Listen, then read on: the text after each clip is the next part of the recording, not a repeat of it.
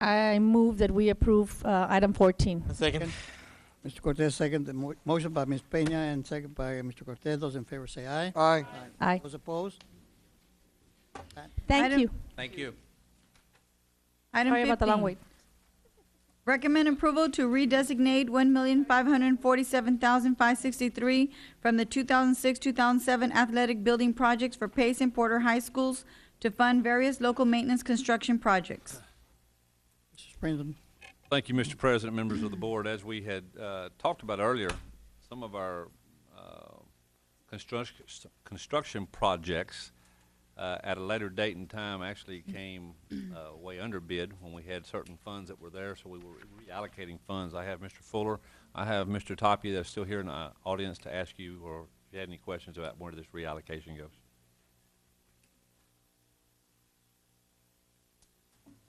On this one, various projects, those are gonna be projects that have already been planned and that they're gonna be placed on hold? Is that because I heard him mention that they were gonna be placed on hold due to the expenses that we had to incur with the high school? Or is this just local maintenance projects that we have to refurbish certain campuses that need maintenance? Various projects. Are you talking about the various projects that we had listed at the high school? Well, it's various projects. What do they mean? Is it the gyms? Is it the additions to the weight room? What is it that various? Is it, what does he mean by various maintenance projects? Is it still the ADA? What is it that Porter High School to fund various local maintenance construction projects? What are those? What projects are gonna be those? What are those projects? I'm looking at the projects here that we had listed, Lopez High School theater lighting upgrades. If I am correct, Mr. Fuller, these are the ones that we were looking at redesignating those funds, correct? Yes, sir. Basically, I believe what Ms. Garcia is looking at is the top upper left-hand side, or the description of the budget amendment. But in the background detail, it gives specifically what projects we're going to be redesignating funds from 2006-07, and basically where they're going to be going for the tennis court at Porter, an additional tennis court at Porter, Lopez Theater lighting, and you can see the list there. I have a question on that second line item for the Veterans Memorial Water Supply Project. Is that not something that we've already dealt with? Is that project where we had to get the proper water pressure out there, all that issue that we had to go through? Yes, it is.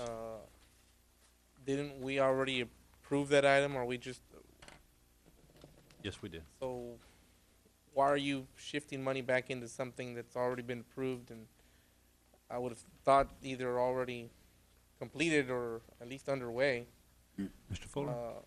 I believe When they brought it to us, it was brought to us, I don't remember it being brought as part of those monies from that athletic building project for the Pace and Porter High School.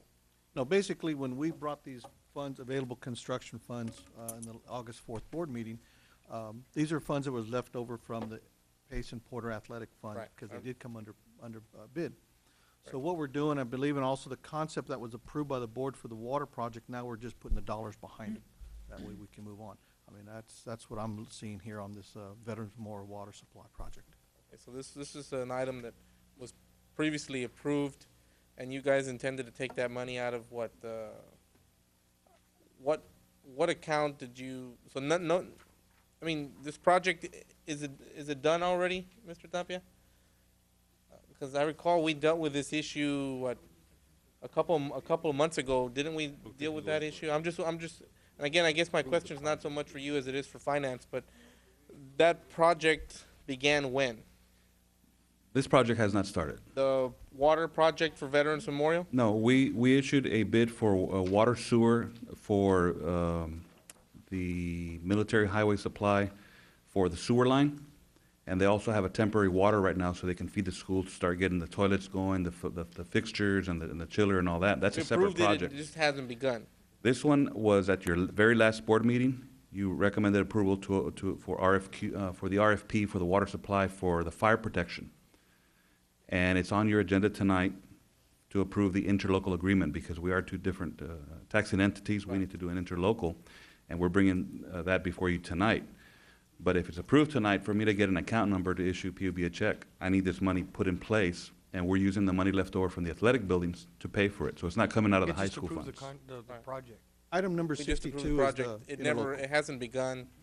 Now you're actually, you found the funds from some leftover monies on. Right, previous that's project. correct. Okay, that was my question. Thank you. Mr. Aguilar, Yes, sir. I got a question. With regards to the redesignating from the 2006, 2000 athletic building projects, was there money left over from the 2006, 2007 athletic building projects? Approximately $1.8 million was left over from the amount that was designated at that point in Okay, time for that. but were those projects actually done, or they decided not to do those projects? No, they were finished. Well, I don't want to say they're finished, but we've secured the fundings for both those projects, and this is funds that are available after the bids came in. So we came Okay. under budget. We came under budget, okay. Anyone else? I move to approve. A second. We move to approve by second by Mr. Cortez. Those in favor say aye. Aye. Those opposed say nay. Okay. Item 16, recommend approval to purchase district annual license for WebCat 2009 from Region 1 Education Service Center, Edinburgh, Texas, in the amount of $29,798.25 from budgeted categorical funds for the 2009-2010 school year. Items and services to be purchased subject to the district needs and funding. Brinton.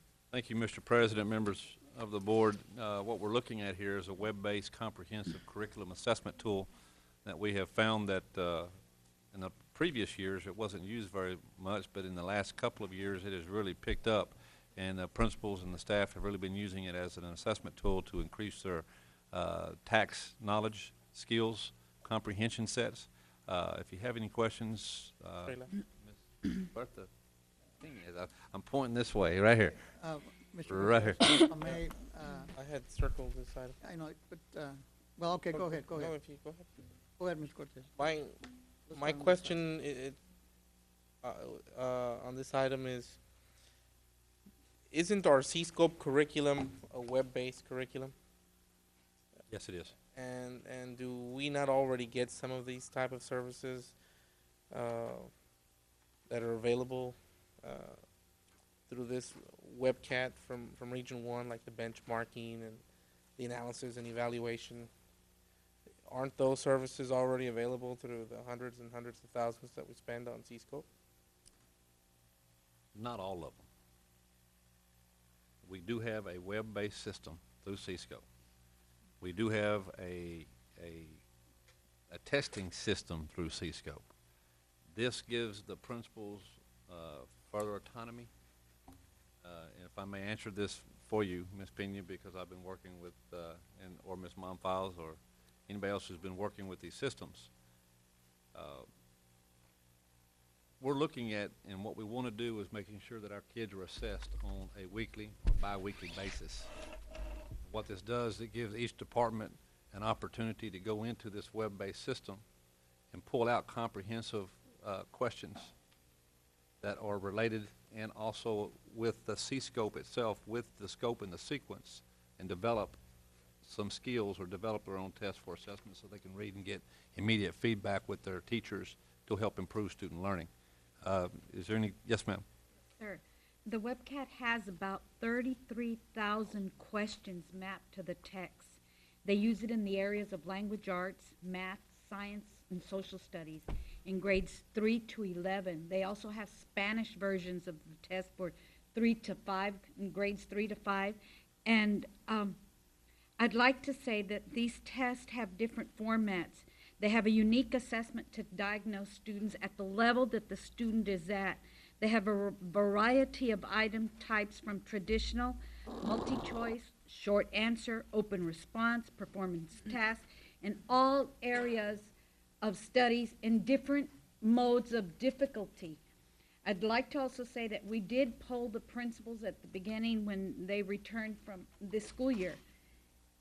The Curriculum and Instruction Office found that about anywhere from 90 to 95% of our schools are using this as a tool on a weekly basis, on a 6 weeks basis, for assessment. And I can't answer for C-scope, but I know that the teacher uses this to mold her instruction the way she'd like to uniquely for each and every student, if she wishes, or as in a group C-Scope doesn't offer, assessment. Mr. President, Mr. Springston, members of the board, C-Scope does not have a wide variety of assessments, no, sir. And it does not have assessments that are well aligned to the text in terms of format and manner of questioning. It has some open-ended questions, C-Scope does. It has some hands-on kinds of manipulative assessments, but there's not a tight union between the tax format and the assessments that C-Scope has built up to this point in time. so in addition to this district annual license for the $29,000, comes the actual software that we also have to buy from ACID for $24,000, right? ACID is a little different, sir. Two different, Two different. because as I'm looking at item 16 on the agenda, on the background, second page of the background, page on my background, page 72, starts to give, background on ACID attached to the backup for this webcat. And then I look at item 17, and the backup is the identical backup that's on item 15. The way they present it to the board, it's the same. They go hand in hand is what I'm looking at. That's not the case? If I may, ACID has been used in our district since 2001, and basically it disaggregates all the data for the principal, the dean of instruction, the facilitator, or for the teacher. It gives us an item analysis of which items the students got right, which items the students got wrong. It gives us a profile of what we have to address in our goals and objective for the school year. And from what I know now, they have already, the state of Texas with ACID has already uploaded the 2009 scores. So we're ready to look at our ACID. Every school has been trained, assistant principals, deans, and principals. And they use this as a tool to disaggregate data. But they're not one and the same, is what you're The saying. web is to create tests. It's a tool for the teachers to use in the classroom. The only reason I bring it up is because the way they present it to us is the second page of the backup for the webcat is the ACID page, and then when you go to the ACID item, which is the next one, it's the ACID backup. And so it just, maybe they gave it to us incorrectly, and that's why I look at it that way. But I mean, if nobody has any other questions, I would move to approve item 16. You had some comment, Mr. Cortez? If you don't mind, I'll make just one quick comment. When we look at C-Scope, we're really looking at a bless you, ma'am. We are really looking at a curriculum considered master lessons that our teachers have an opportunity to follow a scope and sequence and take a look at lessons. They also have an opportunity to pull out various manipulatives that they can use to help teach that individual within the class. That's what C-Scope provides. On this other side, our teachers need multiple ways to assessing these kids and then taking a look at the data, which is 16 and 17. With the webcat, they have an opportunity to pull out many of these questions that they can relate to the lessons that are just taught under C-Scope, and then get instant feedback so that they can provide more informational tools for those kids to be successful in that area that they might have found as weaknesses. Mr. Aguilar? So, Mr. Springston and Ms. Peña, am I to understand in a nutshell that webcam helps create the methods of testing and the other helps measure the results? In a nutshell, that, if I may, sir, I'm sorry. Yes, you may. I apologize. Mrs. Peña, webcat is to be designed by the teacher. The teacher may use it as a whole group for the entire class or for an individual student. It has an array of levels of questioning, and it can be aligned to her curriculum, to the choice of that teacher, whether it be for a review, to test that child and review, you know, some of the testing items, or to test something new, or in the course of study. As for ACIT, again, you are correct. It is to disaggregate data to know exactly where the students are. It gives me information as a principal, as an educator, to know what exactly is happening, how many students are mastering each item, and what I have to emphasize in the classroom or in the campus. So they can go hand in hand with each other. And the fees, is this like annual fees or one-time fees? I'm sorry, sir. Again. Yes, ma'am. It is an annual fee, and I think I have an overzealous administrator because this really it's from a buy board from the Region 1 Service Center, and one of the items is below 25,000. This board has already approved that bid, and quite frankly, it's here, and we're open with our purchase, but this has been approved by all of the board members prior to this agenda item. Ms. Peña, how do they update all this question on an annual basis, or what do they do with it? Thank you, sir. Yes, Mr. Aguilar. Each year they add more and more because WebCat is used throughout the state. Many educators submit more and more questions, and they developed more sophistication to it. Even though the sophistication is high, teachers can access WebCat with very simple technology. It's through the web, and they update it with the updated browser and the Acrobat reader. But yes, to answer your question, yes, sir. And so what they're really doing, Mr. Cortez, is they're designing an individual program for each child in the classroom. And the teacher has this advantage of designing whatever is needed for that particular child, or like Ms. Peña said, or as a class.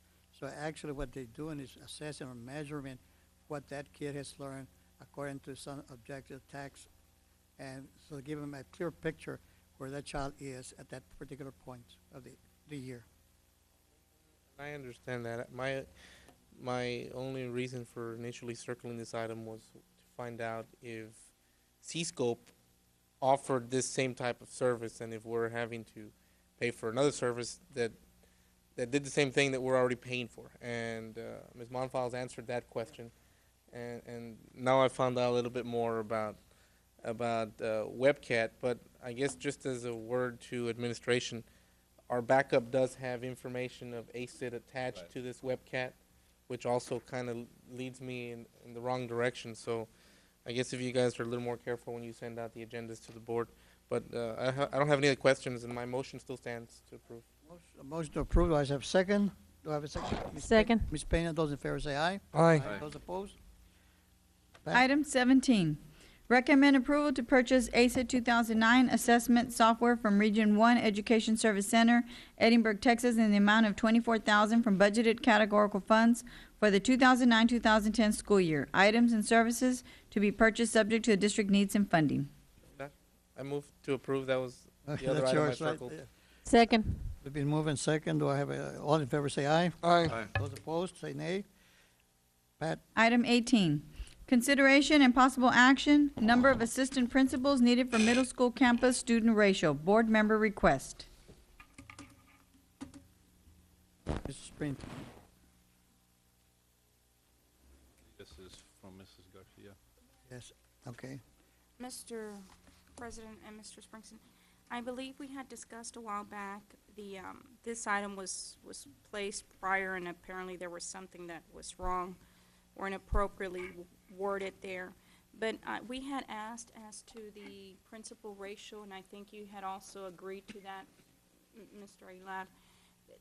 I know that there's at least 2 middle schools that are saturated. They have over the maximum number of students, and versus other middle schools that have more principals than they do. Was anything done for this school year? That was basically my question and my concern. Yeah. That how can you have 1,300 at one campus and 1,200 plus at another one, and yet the other one has 3 principals, or the principal and the 2 assistant, and one has 1 principal and 1 assistant. Ms. Garcia, You know, let me clarify this question, because the way I looked at it is really administrators' decision on this one, because notice you said possible action. I think that we can discuss this issue, because you're right, we had asked that information, but I don't think we can take action on this item, Mr.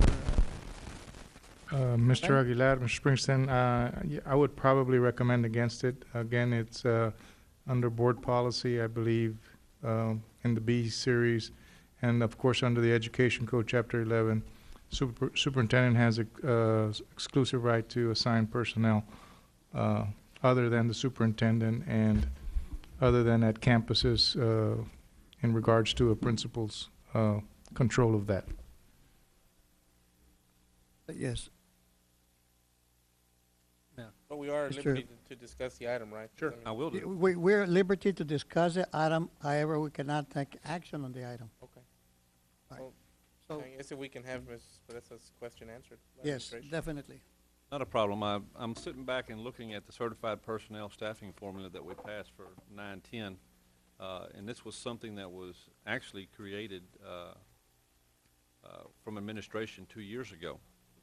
And it was a formula chart that when you have middle school 750 to 1250, you have exactly 200. You have exactly 2 assistant principals. Anything over 1250 to 1251, you would actually get another assistant principal. And me looking at the chart, I noticed that we have Stillman with 1305, and they do have that 3rd assistant principal. Yeah, they do. I talked to them just yesterday. The other schools that we're looking at are under that 1250. We got one that's got 1023, and this is just projected enrollments. And we're waiting to see what kind of enrollments that they come up with Monday. And then you've got one that's got 1170, Olivera, still under that 1250. And we've got Lucio with 1105, and you've got Garcia with 1074. We kept the staffing formula as is. Those people still have 2 assistant principals and their dean. The only one who has the 3rd one, it would be Stillman at this point in time. What were the numbers last year at Olivate? I believe there were at over 1,200. The thing is that how can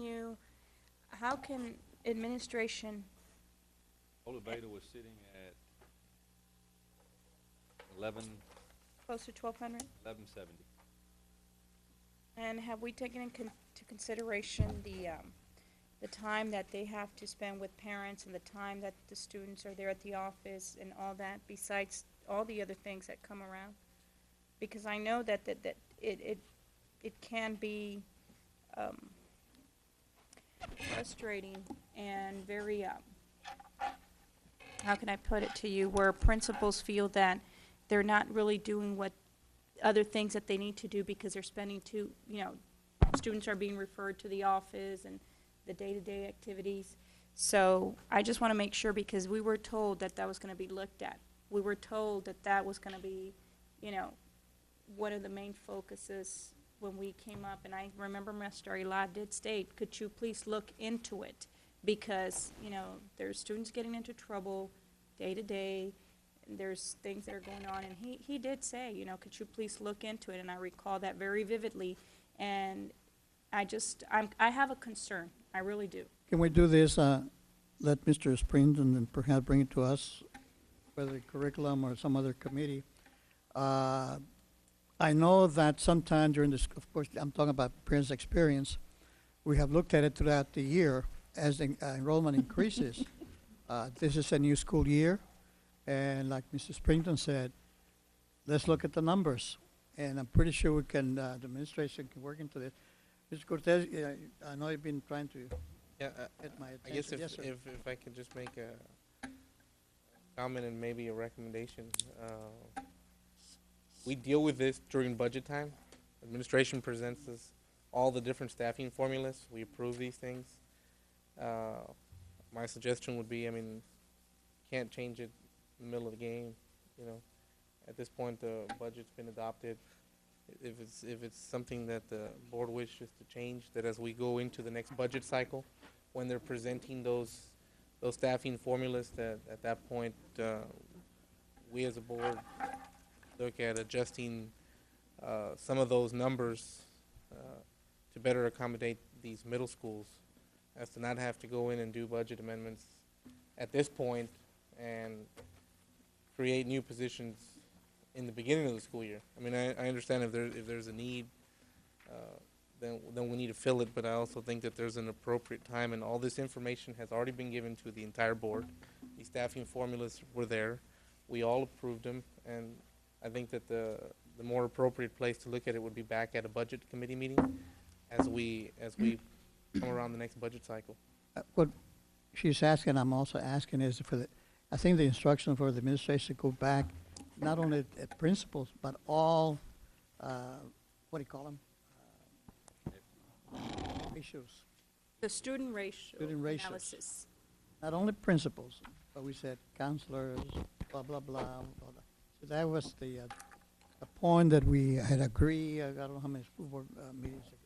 The request. And we said, and I'm sorry? It was a request. Yes, it was a request, and that's what we're doing, the same thing. It's like, have you looked at it? We're not saying, at least I'm not, go ahead and give more principals or assistant principal, whatever it might be. But the request still stands. I would like to see, I mean, it's good to go back and review data. And this is why I asked Mrs. Peña. Again, it's not only us, but also testing everything. You know, we go back, have updated the data, they have updated the questions, because that's how we improve our school districts, by looking at the data that provides us, that guide us. And it was not going to hurt us to look some of these ratios, including counselors and all this stuff. We're not telling direct administration to put people more on the campus, but said, can we look at it? That's all we're saying. But your points. Mr. Aguilar? Second. Yes, and I remember that meeting very well, because I remember the point was brought up during this assistance principals needed for the student ratio was also the counselors, because Mr. Aguilar, you brought that up, because we need counselors to be counselors and not be doing paperwork. And I just want to know, have we looked at this, and what are the results, and may we get the results of what you looked at and how you think you can better improve and serve the students, because what the problems we're hearing are from the students and the parents. And Ms. Plesas can attest to what I'm about to say, where students have said, they didn't tell me about this class. What happened? Why didn't the counselor tell me? And then you go to the counselor, I don't have time to deal with kids. Principal, assistant principal, I don't have time. There's too many. I'm only one person. We just want to know the results of what you went in and researched. And it not necessarily means that we're going to have to put more people, let's say counselors, but perhaps how is it distributed in the campus? How are we dealing with students, you see? What are your roles and things, you know, things we're looking at, how can we best improve the service? It not necessarily mean we're going to change it. Maybe there are other proportions, you know. It's like there's some counselors that only want to deal with certain students versus the regular 199 counselor that says, I got to deal with 800, 900, you see. How, they're, what would you call it? There's strategies that we're going to look at, but really not. You're correct. I mean, we didn't budget for all those personnel, but we need to start looking at some of that stuff. I remember when, I know he's not going to mind me using his name, Albert was talking to us about wanting to go back to where I think it used to be been at one time, maybe 3 or 4 or 5 years ago, where you had one assistant principal per grade level for the 6th, one for the 7th, and one for the 8th. And then we started looking at and we were talking about that, and we were talking about the budget times, and we were also looking at the addition of another middle school that's coming online next year, and the possibility of the enrollment at Stillman dropping by almost 500 students plus. So some of those things were going to shift. But it is something that we did look at. We did present it as a staffing formula that we would keep it the same for this next year. But we would also monitor it once school started to see where the enrollment shifts took place. And once that is done and school starts on Monday, then we'll have a better opportunity to look at some of those shifts. As far as the counseling is concerned, we did add 5 counselors to our staffing ratio. So that we could take some of that paperwork away. I wanted to say that, yes, we did go back and look at these areas, and we did go back and we looked at some of the outcomes and some of the variations What we did not want to do was add somewhere close to $500,000 to our budgets on 10 principals right off the bat until after we looked at some of the ratios and actually what was coming through the outcomes, because our middle school scores actually shot way high this year. And was that because of an assistant principal, or is it because of the teaching that's going on to the classroom? But can we do better? Yes. And so, Ms. Garcia, you've got a good point, and I'll make sure that we go back and look at some of those, especially when school starts, so that I can look at some of those ratios. Ms. Perez.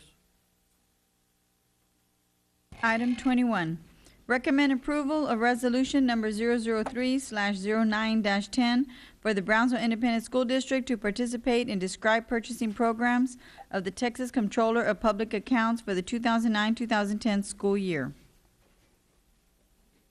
Yes, I believe that one of our board members had a question, Mrs. Brinton. I think Ms. Garcia had a question. No, 19, 20? 21. 21. I think they were asking me the type Purchasing of programs. services provided. Yes, the type of services that they would provide for this. What is it that they would provide exactly to the school district? Mr. Reese, can you give us the type of services that come from this? Mr. Aguilar, board members, Mr. Springston, we have Ms. Peña in the audience, and she can explain to you more specifically about what these resolutions address, what type of services. Rosie?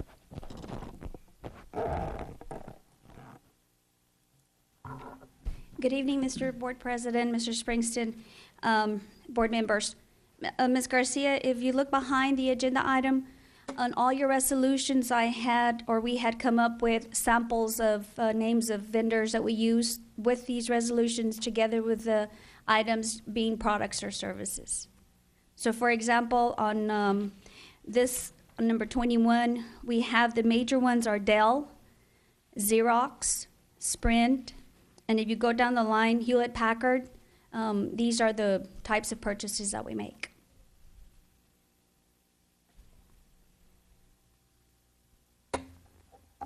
Okay. Okay. I see them here. It's All okay. right, we have a Move to approve. move to approve. Second. Second by Ms. Peña. Those in favor say aye. Aye. Opposed? Okay, passes unanimous. Number 23, 20.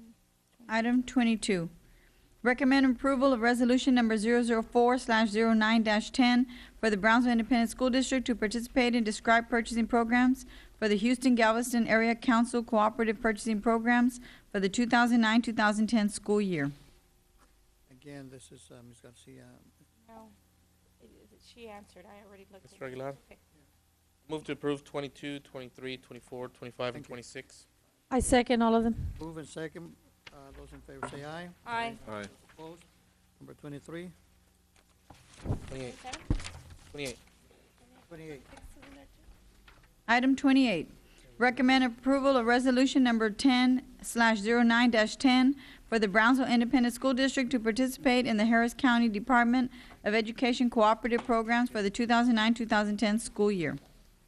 I move to approve. Move to approve. Second. Second. Those in favor say aye. Aye. Aye. Aye. Opposed? Okay. Item 31, recommend approval to renew NSBA's national affiliate membership for Council of Urban Board of Education in the amount not to exceed $13,250 from local maintenance budgeted funds. Okay. That is what? Thank you, Mr. President. This is a renewal of the cube. Okay, the conferences. Yes, sir. Move to, oh, Question? Questions? Yeah. Oh, that's on the cube, right? Right. Yes, ma'am. This is for us to be able to participate for any membership, for our membership for the Cube Award, correct? Or for the, that's that Participation. organization that the school yes, district correct. But this really doesn't work for dysfunctional boards, so why are we gonna invest our money for something that we wouldn't be able to qualify anyway? I mean, Hopefully at least we can- not now. I find it very hard And to we believe don't, that. we don't, we This don't, has to do with we joining don't the pay this association fee in to case- win the prize. I We pay it understand. to No, be and able to I participate understand. in the trainings that they offer. I understand, but what good has those trainings done to any of us anyways? Well- The point is that, are we really gonna benefit out of it? Because if we're gonna benefit, by all means, let's pay the 13,000. But if we're not benefiting, I'm sorry, sir. I think that we need to cut our corner somewhere as board members. If we're not gonna really benefit as a whole, then I think we need to step a little bit back and say, are we really all benefiting from it? And or should we just consider going to other trainings that we will benefit from? Because I can tell you that we went to a training just recently, and I think that from the trainings that I've been to, I think that was one that I don't mind paying a membership for us to participate in those trainings. But for this one, I didn't see much of any benefit to us. I mean, that's my opinion, but you're entitled to yours also. Mr. Aguilar? How long have we paid or we've been part of this affiliation? I know since I became a member, that's for 5 years ago, we were part of this organization. And I don't know prior to that because I can only speak what you've been 2004. through. And here's my question, in detailed. I'd like to know what I get for my money. What exactly do we get? What exactly are we entitled to for $13,250? You all went to the Federal Relations Network Conference in Washington, D.C. That's part of this organization. But the district didn't pay a penny for that? No hotel, no airlines? Pay a membership to participate in those events. So then, have we paid for that, or is that money we owe because we haven't paid for the one we attended? They're tied in with the organization that we went to San Diego with this year for the I didn't go. the annual. Yeah, you were in Tennessee. Right, I was busy. Okay, so here's my. Okay, so all these events that we have attended, they were not included in last year's fee? What I'm saying, what you have mentioned, we've already attended. This is the renewal. So this is for year. next year. So if we want to attend any of the training, then we have to have this money paid up front to cover us for the training, the materials, and so forth. The district has to pick up the tab for the hotel and the transportation and the food. My question is, we've attended them already this year, or we've attended some, and a lot of these in-service they're kind of the same. I'm sure we can agree, and I understand the one you went to in Colorado was outstanding, and then that one was a very good one, and they don't charge you to go as a new board member, so this is another outstanding. My thing is, if we don't pay this fee and sit it out for next year and don't attend these trainings, because she's correct, we're looking for ways to budge. I mean, to cut the budget, and we got to budget somewhere, and the community is looking and say, well, how many trainings can you all attend? Did you learn or not? I understand that concept. I'm saying, do we belong to other organizations? Aren't they hand in hand in their training with each other? Would we lose a lot, or would we be shunned by them if we decided not to be a member this year and pay the $13,000 because we're trying to cut and tighten our belts? I'm just asking a sincere question here. Nobody's going to punish this district for not becoming a member, but if there's some members here that like to attend those organizations, and also they're active participants in terms of committee members, stuff like that, you need to be a member. The district needs to be a member. And in the past, some of our board members have been members of a committee, selection committee, the selection of presidents and officers, and stuff like that. So in order for us to be participants, do we, Mr. Aguilar, Mr. Springsteen, and board members, do we at this time have any board members that are affiliated with some of the committees with this organization? Yes. So in order for Mr. Cortez to continue being affiliated, it'll cost us $13,250 if he's the only one affiliated?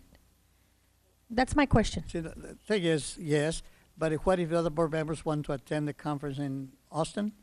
Right, but again, Ms. Peña, you're missing No, the no. entire point here. No, I've Your got the point. involvement goes as far as you want to involve yourself. Beyond just attending those events, they also have a leadership committee, which you would have the right to run for. I understand completely, Mr. Cortez. Trust me, I understand So that's- everything that's you're saying. separate. In a nutshell, An issue of whether no, it's no, done no. for I me, it is understand. not. No, but would it cost us if you wanted to stay, continue with the committees, and let's say that we'd have to pay the whole price for one of us to attend. There's none of this where only that one member. It's it's like a package. One uses it, 10 uses it. It's kind of like having one child on the insurance or 10 children. It's the same price. Is that what this is like? It has to be the whole fee? No, I'm sincere here, guys. You know, all smirking aside. I'm sincere about it. But Yeah, I just want to know if, I think this includes every single board member. and it's up to us to be as active, like Mr. Cortez said, as we want to be. So I'm going to ask you this, which I do not know, quite frankly. Is what is only four board members want to participate? Do we pay for those 4 members only? Or do we still have to pay for the whole district? Don't know the answer, really. My understanding is, as being part of the National School Boards Association, this is a part of their affiliate fees. And you would have to pay as a school district and not as individual board members. That answers my question. Was there a question? Do I have a motion? Move to approve. Be moved to approve it. Do I have a second? I second. Been seconded by Mr. Correa. Those in favor say aye. Aye. Those opposed? Thank you. Ms. Perez? Item 32, recommend approval of payment in the amount of $126,532 for Liberty Source Tango software services for the school year 2008-2009 that were not in accordance with Board Policy CH Local and the Procurement Code, Chapter 44.031. Mr. Springton can explain this, and then I think Mr. Science and Mrs. Cortez have a question on this. Thank you, Mr. President, members of the board. At one of our last board meetings, we had approved somewhere close to 300, I think it was 305 if I'm not mistaken, 350 for the use of Tango software.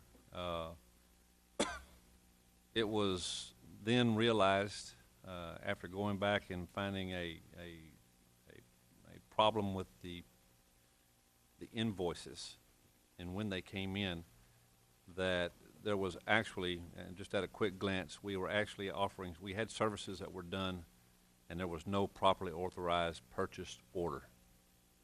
And so regardless of how this turned out, or no matter what, when Tango actually sent us a invoice, we used services that were not approved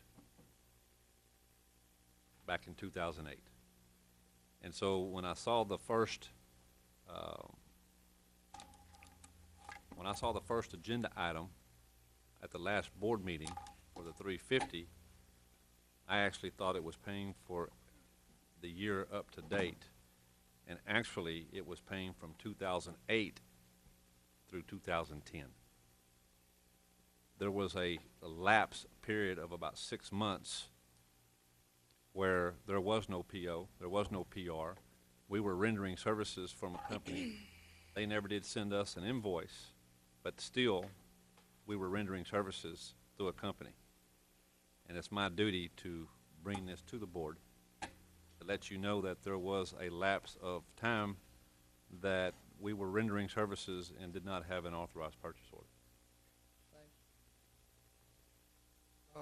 When did that happen?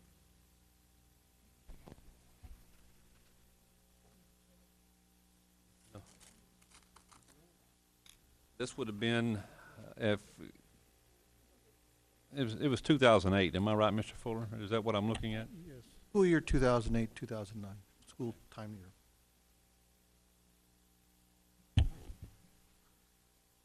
So there was 6 months that the curriculum instruction department rendered services without a proper PO. Without a proper PO. Did you go back to find out if it had been approved by the board, but just a purchase order wasn't issued? Yes, we checked on that. It did not. It never did? Okay. Mr. President,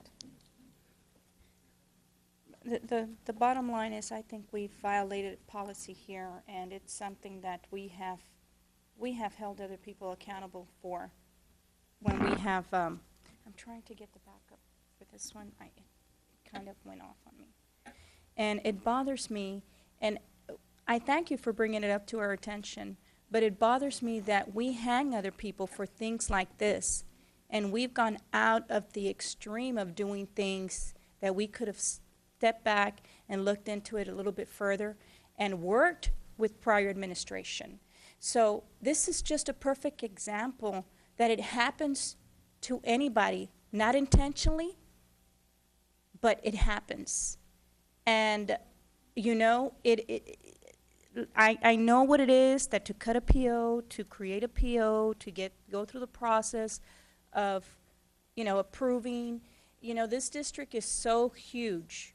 We have numerous administrators looking at these things and making sure, but sometimes we overlook things, and it bothers me to see that we're sitting here when 6 months ago we had the same situation, and we hung people for that.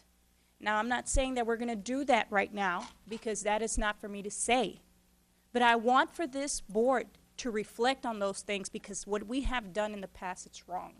Now, I thank you, Mr. Springston, for bringing it up to our attention. I know that your administrator must have seen that also and caught on to it. And at times, unless you're doing your reconciling, and if you have somebody going through your POs and checking into the BITEC, now the BITEC is one of the easiest things to look into if there's a PO for that item when we're getting invoices, because what we do is we reflect with the PR and then go to the PO.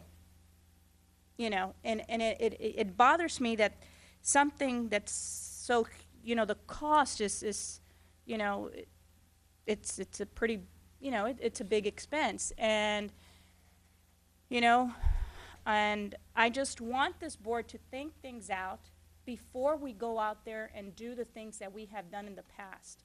And it's not, you know, I'm not going to point fingers at anybody, but I just want that whenever things like this happen, we immediately must be told, and yes, it's brought up to the board, but I have trouble even, you know, I think we need, was it, you know, how did it happen? How did it happen? You know, it was not just a $5,000, $10,000. Mr. Aguilar. Ma'am, you know, I agree with you that, and we're not going to take it easy because it was a violation.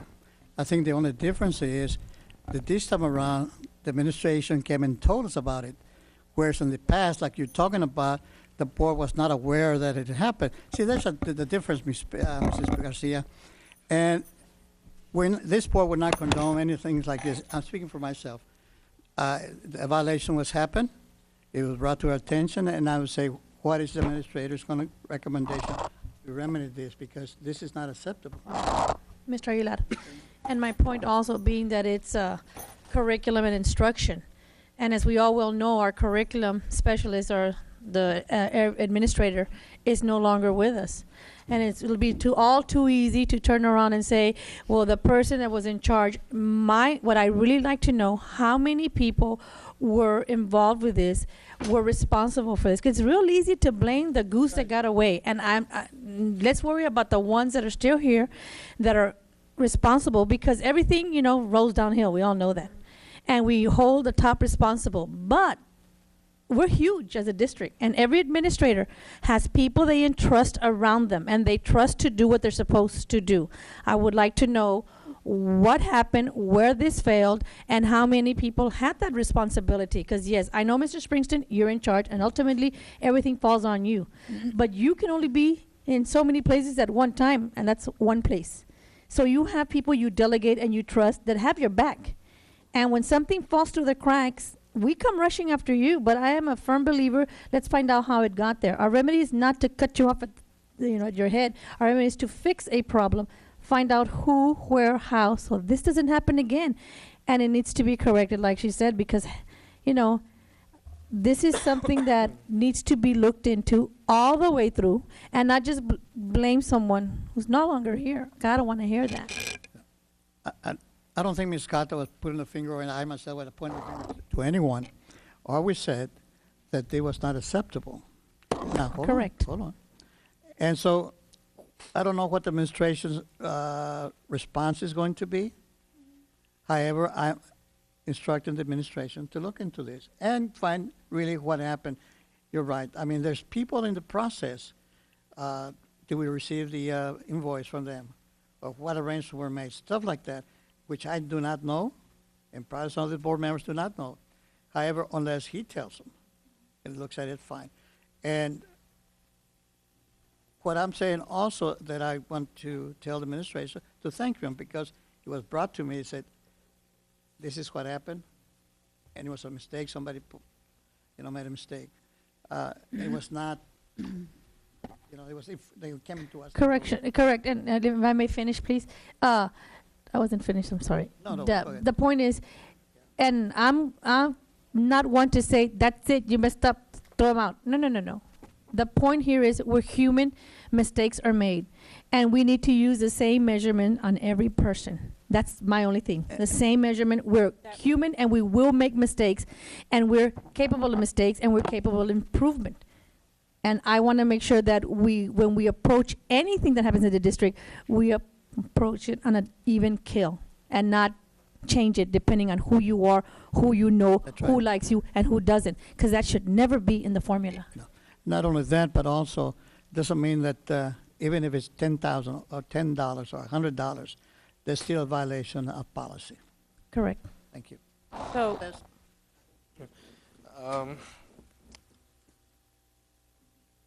I don't know if this would be the appropriate setting, but I would like maybe you could send us some more specific information on if you identified who the person was and what steps administratively you've taken against individuals involved. I know right now to correct it, I mean, this is not obviously the place to talk about any personnel, but I'd like to know. Maybe you can forward that to us, to our weekly mail. We have we have information, and we've done some research. And yes, the company did not send an invoice until months later, but that still does not excuse the point that we're still using a service before they send us an invoice. We should still be able to put a PR in place to set that into motion, so when that invoice comes in, the PO comes into effect and everything's taken care of. If I go back and do a back trace, then I'm looking at several individuals within departments that use this type of device.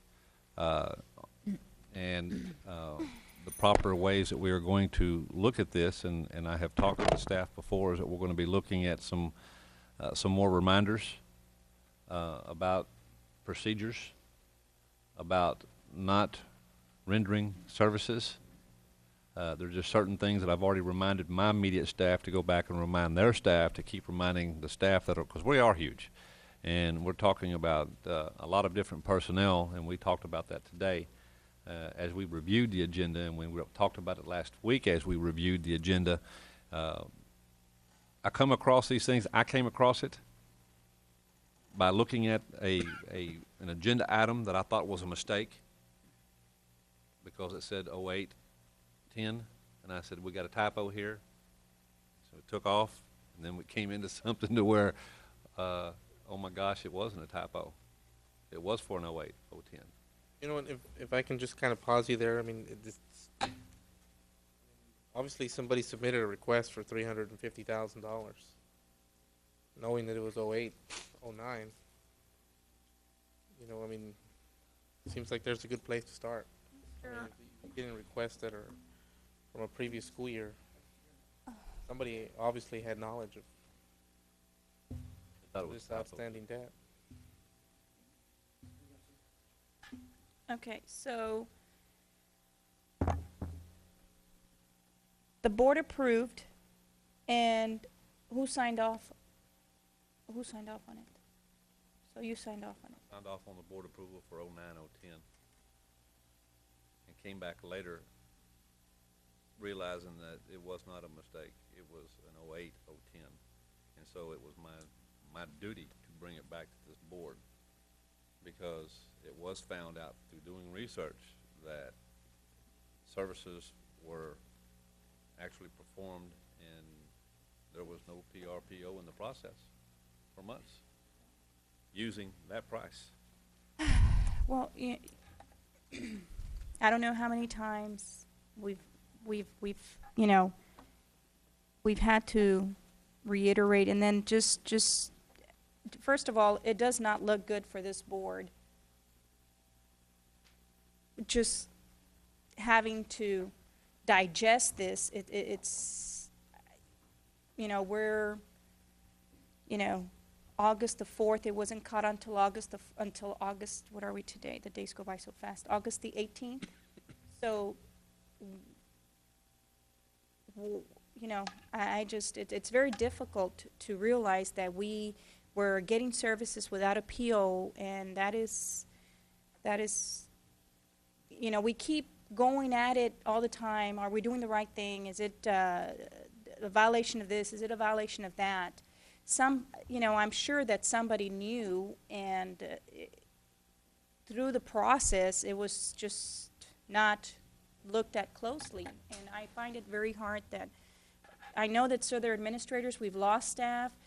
Those staff members are probably not even going to be here. Then our staff members that are here are going to feel pressured. The accountability, because if we look at accountability, I think the way we see one issue, we need to look at the others. Whether it was an oversight, too many things going on, it's just, this is a lot of money that we're talking about having to have done business. And you know what? I understand that the district needs to run sometimes with open POs, because I understand it. And it's not hard for me to digest that. But when it comes to something like this, and no PR, because there was no PR ever, not at all, and then how would Tango know to continue to render the service? We had used Tango for the 2 previous years, so there had been a continuation of services for 2 years prior to that. Had used, Yes. well, Tango was just continuing. They were just continuing, and Explain that again. Explain what you just said again. we have been using Tango for several years, and it just so happened that during that time period, there was no invoice that was sent in from Tango, even though we continued to use services. Is there anything else am I missing here? Budget administrator, have we picked up on that? Did we pick up on it? How fast, how late did we pick up on it, Mr. Fuller? Basically, the way it works is when we presented an agenda item on last meeting for the 350, now at that point in time, it did get approved for the 09-10 school year. So within a few days, a PR should have been cut. That way, we have a PR in place, and then authorized purchase orders in place before the services are rendered. Now, because this Tango software was used in prior years, we did the same thing. We came before the board. It's an approved vendor. As soon as it got approved, we should have just immediately went back to our office, or somebody should have went back to their office and submitted a PR. Mr. Aguilar? That's how we work this. It's not an open PO. It has nothing to do with open POs at all. This is a PR that was just never processed. We're doing a little housekeeping right now. We found a problem. We're addressing the problem. And not only that, we're going one step further. During our in-services here, we are now talking to the employees, the staff, of certain items that you must do. You don't have services in place prior to a PR. These are the things that we're now getting out to our staff members. We're talking more about it.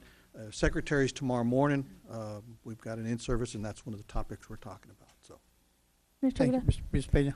Mr. Fuller, did we not put that, since you've been in that with finance, how long now? You worked under Mr. Sanchez, am I correct? excuse me? How long have you been with your department? I've been with the district 26 years, and this is since about 93 or 94. Okay, because I say that I hear you tell me that you are now putting procedures in place to avoid something like this in the future. Is that what I understood you to say? No, the procedures have always been established. Are you just reiterating and making sure?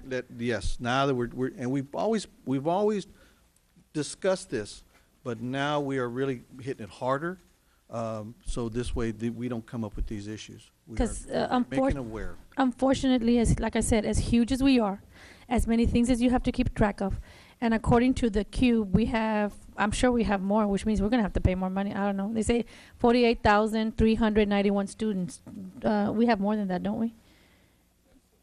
Because this is what student enrollment. This is Mr. Cortez and I were trying to figure out what they were charging us, and we're thinking maybe it's by student. That's 27 cents a student. It's our fault. We have too many students. Anyway, but that's a plus. My question to you is, when you came to us and it was approved, a PR should have been issued. You said it didn't. It didn't get issued. Correct. It got something happened. It slipped through the cracks. This, for lack of a better way to put it. Correct. Now, to go out and do it because it didn't get done in a timely manner, you had to come back to us to approve for us to do it again. My question is, when you get approved to do a PR and it doesn't get done, is there an expiration date on the PR that we've granted you authority to do? No, basically, when the board will approve the vendor, okay, and the dollar amount. Now, school year starts, you start using the product, we have the services are being rendered, and then 9 months later, we didn't do a PR. The point is you had the services rendered prior to a property authorized purchase order. And if there is policy CH that does describe that, and we do have established purchasing administrative guidelines that details that out, which in the past for years we've always basically talked about it, conversed about it, not only amongst the business staff, but also out to the principals. People are aware of this procedure. And I understand that completely, which leads me back to my original point. People are all human. Everyone makes mistakes. And those of us that claim not to be perfect. And I know people with numbers are very meticulous, and thank God for them. This is why we're able to keep going. I understand that. Some people balance their checkbook to a penny and will spend 5 sleepless nights till they find that penny. They can't find it. And I respect that. But 32 reads recommend approval of payment in the amount of. Am I reading that correctly? Is that where we're at? Yes. So my question was, when we approved the 350, that was included in that, but the PR didn't get done in a timely manner. It should have been processed back in, let's say, the But summer let's say it wasn't. So you have to come back and ask us again to authorize a payment that we already authorized? Basically, we're letting the board be aware that this situation occurred that went against I policy. understand that, but the way this is written, it's not written to heads up. It's written recommend approval of payment. We already approved the payment back in the beginning. No. Didn't we, when the 350? Changed it. 0810 to 0910, because he thought it was a typo. Okay, so we needed to do this in order for that payment to be expedited immediately? This is to make the payment for the 08-09 school year that was not made. Correct. The payment has not been made. I understand that, but I guess I'm lost here, or we're not communicating properly. The 350 is the total price, am I correct? Regarding the approval of 350,000. 0810. 2 fiscal periods. Okay, so it was gonna be for 2 fiscal periods, but apparently we missed one. Am I correct? We didn't get that paid? It should have been split out between the 2 fiscal periods. So we are now asking to pay it all at once because we forgot that first part? Is that what it's gonna end up being? It's gonna be 2 different fiscal periods, but paid at one time because we didn't get it out when we're supposed to? Is that what you're telling me? Basically, this will enable us to process a PR to pay Tango Software $126,000. I understand that, but my question is, when we approved it for the 350,000 before, Okay, basically, I see what you maybe this will answer it. When you approved it on August the 4th for $350,000 approximately, it stated the 09-10 fiscal period. Okay, that is not a correct statement.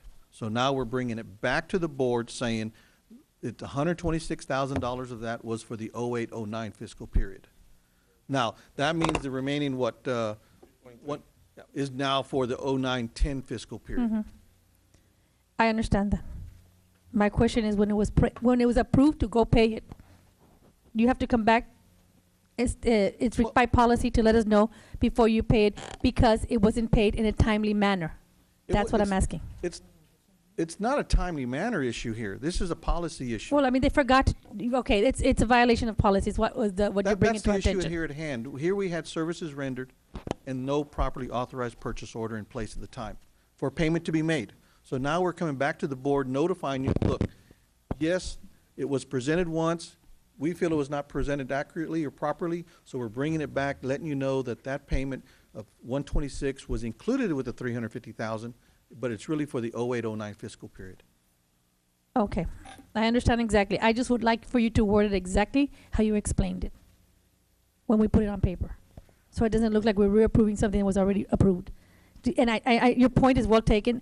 Bring it up in a manner because it was failed to be, it wasn't paid. I needed that in as far as how we presented on the agenda. I want to be more specific, but thank you. I really appreciate it. Mr. Fuller, I just wanted to clarify something. Tango Software's been for several years now, right? Yes. And every year, y'all bring it before the board for an approval. I believe we have in the past. Again, I don't know exactly what dates we've used. I just got involved just recently on this. Okay, so you don't know, or you're saying it didn't happen before the 2008-2009 school year. It was not brought before the board. And what I was trying to find out, if it was brought before the board, but there was just no PR issued. Kind of like if we had approved the 300,000 and the PR was not issued just until maybe a year later or whatever. Is that what happened, or it had never been approved? No, I'm getting notice now, or getting word now that yes, it was brought before the board annually, but there's no PR that was submitted soon after approval. No, It that's was not brought before the board in It was- 08-09. It had been brought before the board in 06-07, 07-08. It was on the bid list. For some reason, in 08-09, it was not brought before the board. But it had been in the years previous to that. Okay, so then specifically it was used in 08-09 without board approval. That's what you're saying. And so we're going back to say, you brought it to our attention. Mr. Now we're correcting it. And the point is, I'll do it in a minute, if I may. And that's what they're saying, is that somebody did not bring a PR for the 2008, 2009. They didn't even bring it up as an approval before the board. For the board. And then, so now, the one we had last board meeting, it included 2009, 2010 for the amount of 300 plus, correct? Then it was later, you found out, whoever did, that that amount included 2008, 2009. Correct. So right away, you said, there's a mistake here, there's a violation of policy, because it should have read 2008, 2009, 2009, and 2010 for the full amount of 559,000. Mr. Correct? 350. 359,000. Mr. Aguilar. Yes. No, she Um, had all- You know, one, there's no board approval for 2008, 2009. Two, we don't have a PR that became a PO. I really seriously have a problem here. I really do. This is an issue that we need to look into it a little bit further. I have a problem approving something that, one, it was not brought to us. When were the services really rendered for 08, 09? When did they begin? Did they begin in August? Did they begin in September? Did they begin in October? Did they begin just this past 09 in January? When did Tango come and render the services to us? And I don't know if any of my other colleagues here are going to go ahead and approve it, but I have a problem if this is not a board-approved item. It's wrong. And as long as, I think administration has been there long enough to be able to catch up to these things, that it's a big amount, it's a big dollar amount, and I'm very uncomfortable, and it's wrong. It is, it just devastates Mr. me. I'm next. I'm next. Peña. Thank you. First of all, I agree with what Ms. Presas is saying, but we already owe this, am I correct? Yes, ma'am. We've already used this, am I correct? Yes, ma'am. We've already incurred this debt, am I correct? Yes, ma'am. So as a responsible entity in this community, we have to pay what we've already used, am I correct? Yes, ma'am. Because to carry a debt like that is unacceptable for someone our size. The vendor is owed. Thank you. And was there confusion, Mr. Springsteen, the members of administration, Mr. Fuller? Was there confusion because they've used it in the past and they just thought it was it got approved all at once, so it just keeps going? Was there could that have been a possibility? I'd have to go back and review the contracts that we have with them. I don't know what that states. Okay, but we have in fact already used this, so we are obliged to pay our bills. Am I correct, Mr. Fuller? Cortez? Thank you, Mr. Smith. Mr. Fuller, you know, you mentioned the contracts, and I don't know if this question's geared more for Saldana. I mean, in reviewing the agenda, did you go back and review the contract with Tango? I mean, are they obligated under contract to invoice us on a timely manner? Because I'm being told, what I'm hearing is that for a period of almost 6 months, we got no invoices from them. Mr. Cortez, the answer to this, I don't know. I did not review the contract. I do annually review. On the backup Yeah, side, I do annually review the contracts for software companies such as Tango, but I review them on a very different set of criteria, very different template that I overlay on the contract to make my analysis and my recommendation to the board, not having to do with this particular problem that's before the board. I would have to go back and see if in fact there would be some type of contractual or legal issue in regards to the problem that's presently before the board. I don't anticipate that there would be one, though. Generally, the general provisions are that they have a payment clause in there that the district will pay within 30 days of receipt of the invoice or something along those lines. Sometimes it's 60 days, sometimes it's 10 days. It's different terms with different contracts, but I don't think it would be germane or important to this particular discussion that's going on right now. In that case, I mean, I'm inclined to agree with Kenya. I mean, obviously, we have, as a public entity, we have an obligation if services were used by a company, and this district's obligated to pay its bills. And as much as it pains us that there was an oversight on somebody's part that for an entire school year they used service without board approval to the tune of, $126,000. It's unacceptable. But I'm sure that Mr. Springsteen will bring us adequate information on what he's done administratively to resolve this issue. Because, this is a very big oversight for an entire school year to go by, and we use this software company. And, I really see no excuse for something like this, but I also understand that at the time you weren't in charge of the district, but, I still would like to know what administratively you're going to be doing to resolve this matter.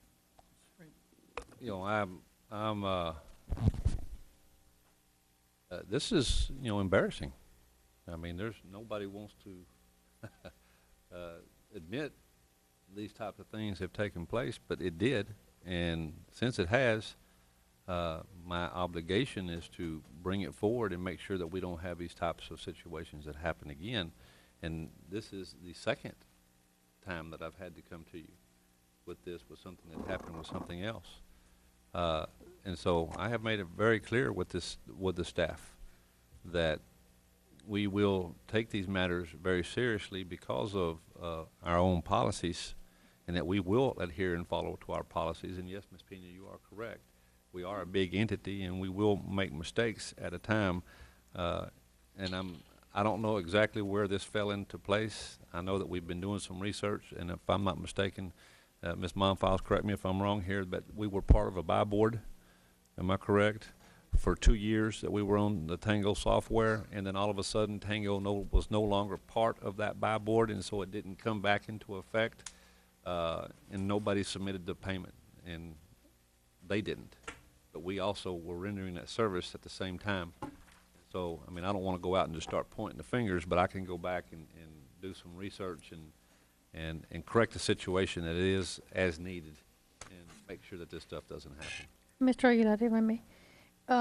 So, am I to understand that when we used this, there was no prior board approval to use it at all? I believe that's what was stated, when. I know that was stated. I just want to know, is that factual or is that just a statement?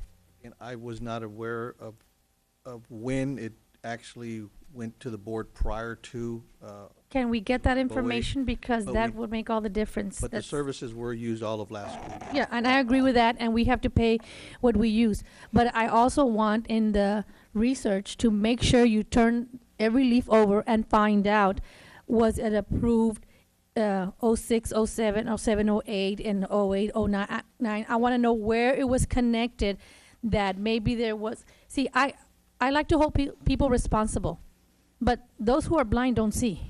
And I don't want to accuse of someone of seeing something where they're blind to it. You follow where I'm going? I follow where you're going, and like Mr. Springston said, it was part of the buy board the prior two fiscal periods, and then all of a sudden, Tango was not part of the buy board. That's one of the contracts that was earlier approved, state contracts. So Okay. that's what, maybe there was confusion there. Again, I don't know. I can't answer that question. I would like Well, to I'm get pretty that. sure that would be part of this, what we call it, the discussion, investigation, that Mr. Springer would come and explain it to us at a later date. Do I have a motion? I move that we approve number 32. Second. Have a motion by Ms. Peña. Do I have a second? Second, sir. Second by Mr. Cortez. Those in favor say aye. Aye. Nay. Nay. Thank you. Ms. Perez? Item 33, recommend approval of budget amendment 024 in the amount of $18,061,163 for Fund 285, American Recovery and Reinvestment Act of 2009, new funding.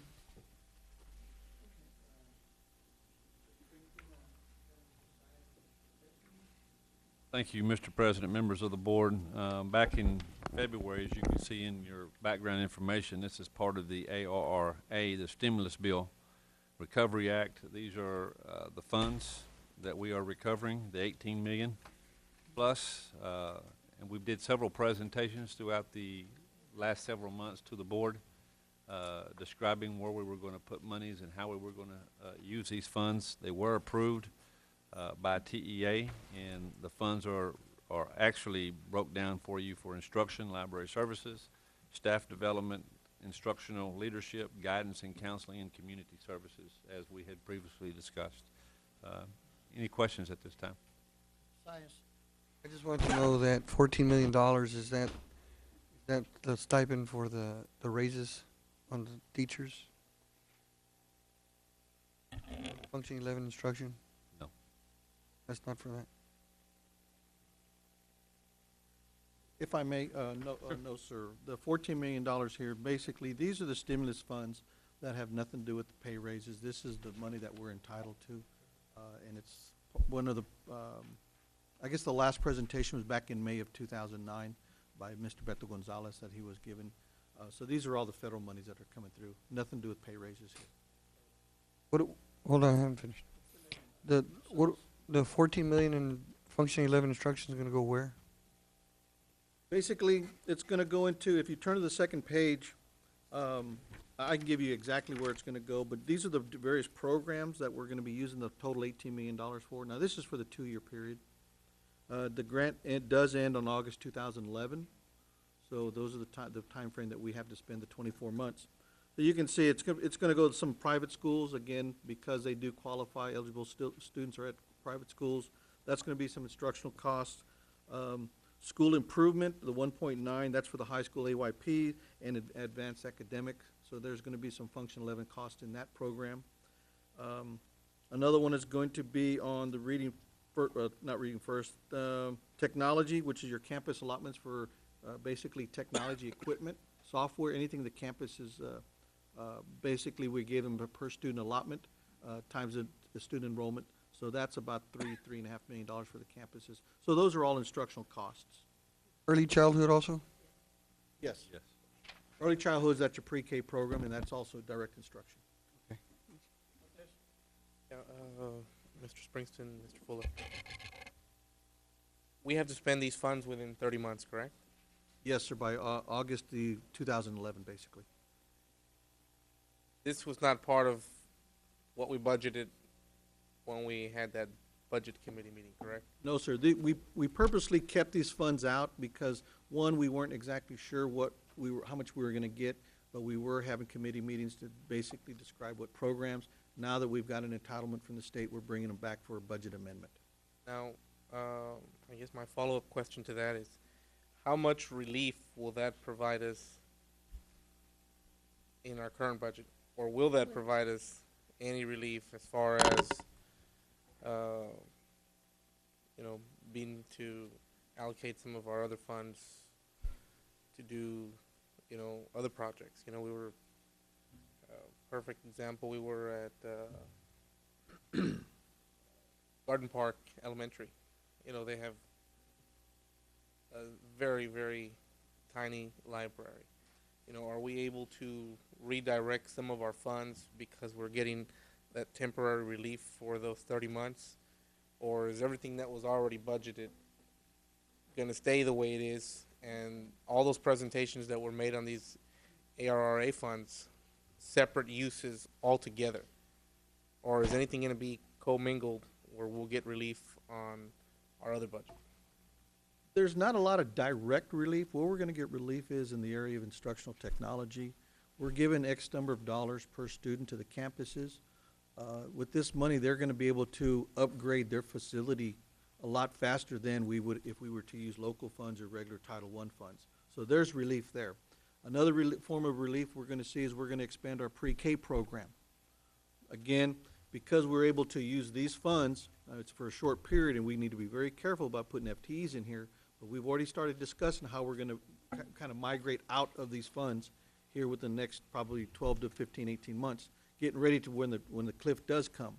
So that's basically indirect relief, that we're being able to expand our pre-K program without using our local funds or regular comp or Title I funds. We've got 18 million new dollars. What do you anticipate the relief to be on our current budget? Again, we're not gonna relieve, we're not gonna be able to transfer anything over. We're gonna expand programs, we're gonna go out and buy new equipment. And if we didn't have the stimulus funds here, we would have to, and we were to the degree that we wanted to spend money for these funds, the campuses would have to use their local funds, their comp funds, or their Title I funds. So this is the relief that the campuses are gonna get. They're gonna try to use these funds to get ahead of technology without using their already current existing funds. And I just ask because I don't want, as we're going into the next budget cycle, for you to, finance to come back, for you guys to come back, for administration to come back and say, well, we were able to get relief here, and so we've got all this extra money. I mean, if what you're saying is that it's all going to be used, I'm okay with that. I mean, if this is money we didn't have before, if it's going to progress, or advance any of our campuses, resources that we have at the schools, or advance academically any of our students, I'm completely in favor of it. I just want to make sure that if what we're being represented is that all this money is going to be allocated, and it's not going to provide any relief to our budget. In other words, parental involvement will get an additional $329,000. It's not going to already be part of their current budget. They'll get an additional $329, and you guys aren't going to lower their budget. The dropout prevention, $150,000. It's not going to be affected by any of the other programs that may be out there. Our RTI, that $1 million. All these things. I just want to make sure that we're getting this money from the federal government to do these programs, or to expand on these services, or to bring in new resources. That on the back end, administration is not going to reduce what they're already getting to do what they do. And I guess I just want a clear answer from administration on that. I mean, if that's what's going to happen, I'm okay with it. I just want to know that nobody's going to be reduced on the back end of this thing. This is only going to improve or enhance what we already have in place. Mr. Springston? That's what it was there for, only to enhance. It's not to supplant, it's not to do anything like that whatsoever. It's only to work and give us more opportunities for our kids, and that's what we're setting it up for. Mr. Aguilar, Mr. Springsteen. And this is the stimulus grant, am I correct? That's what it says here, it's the Yes, ma'am. stimulus grant.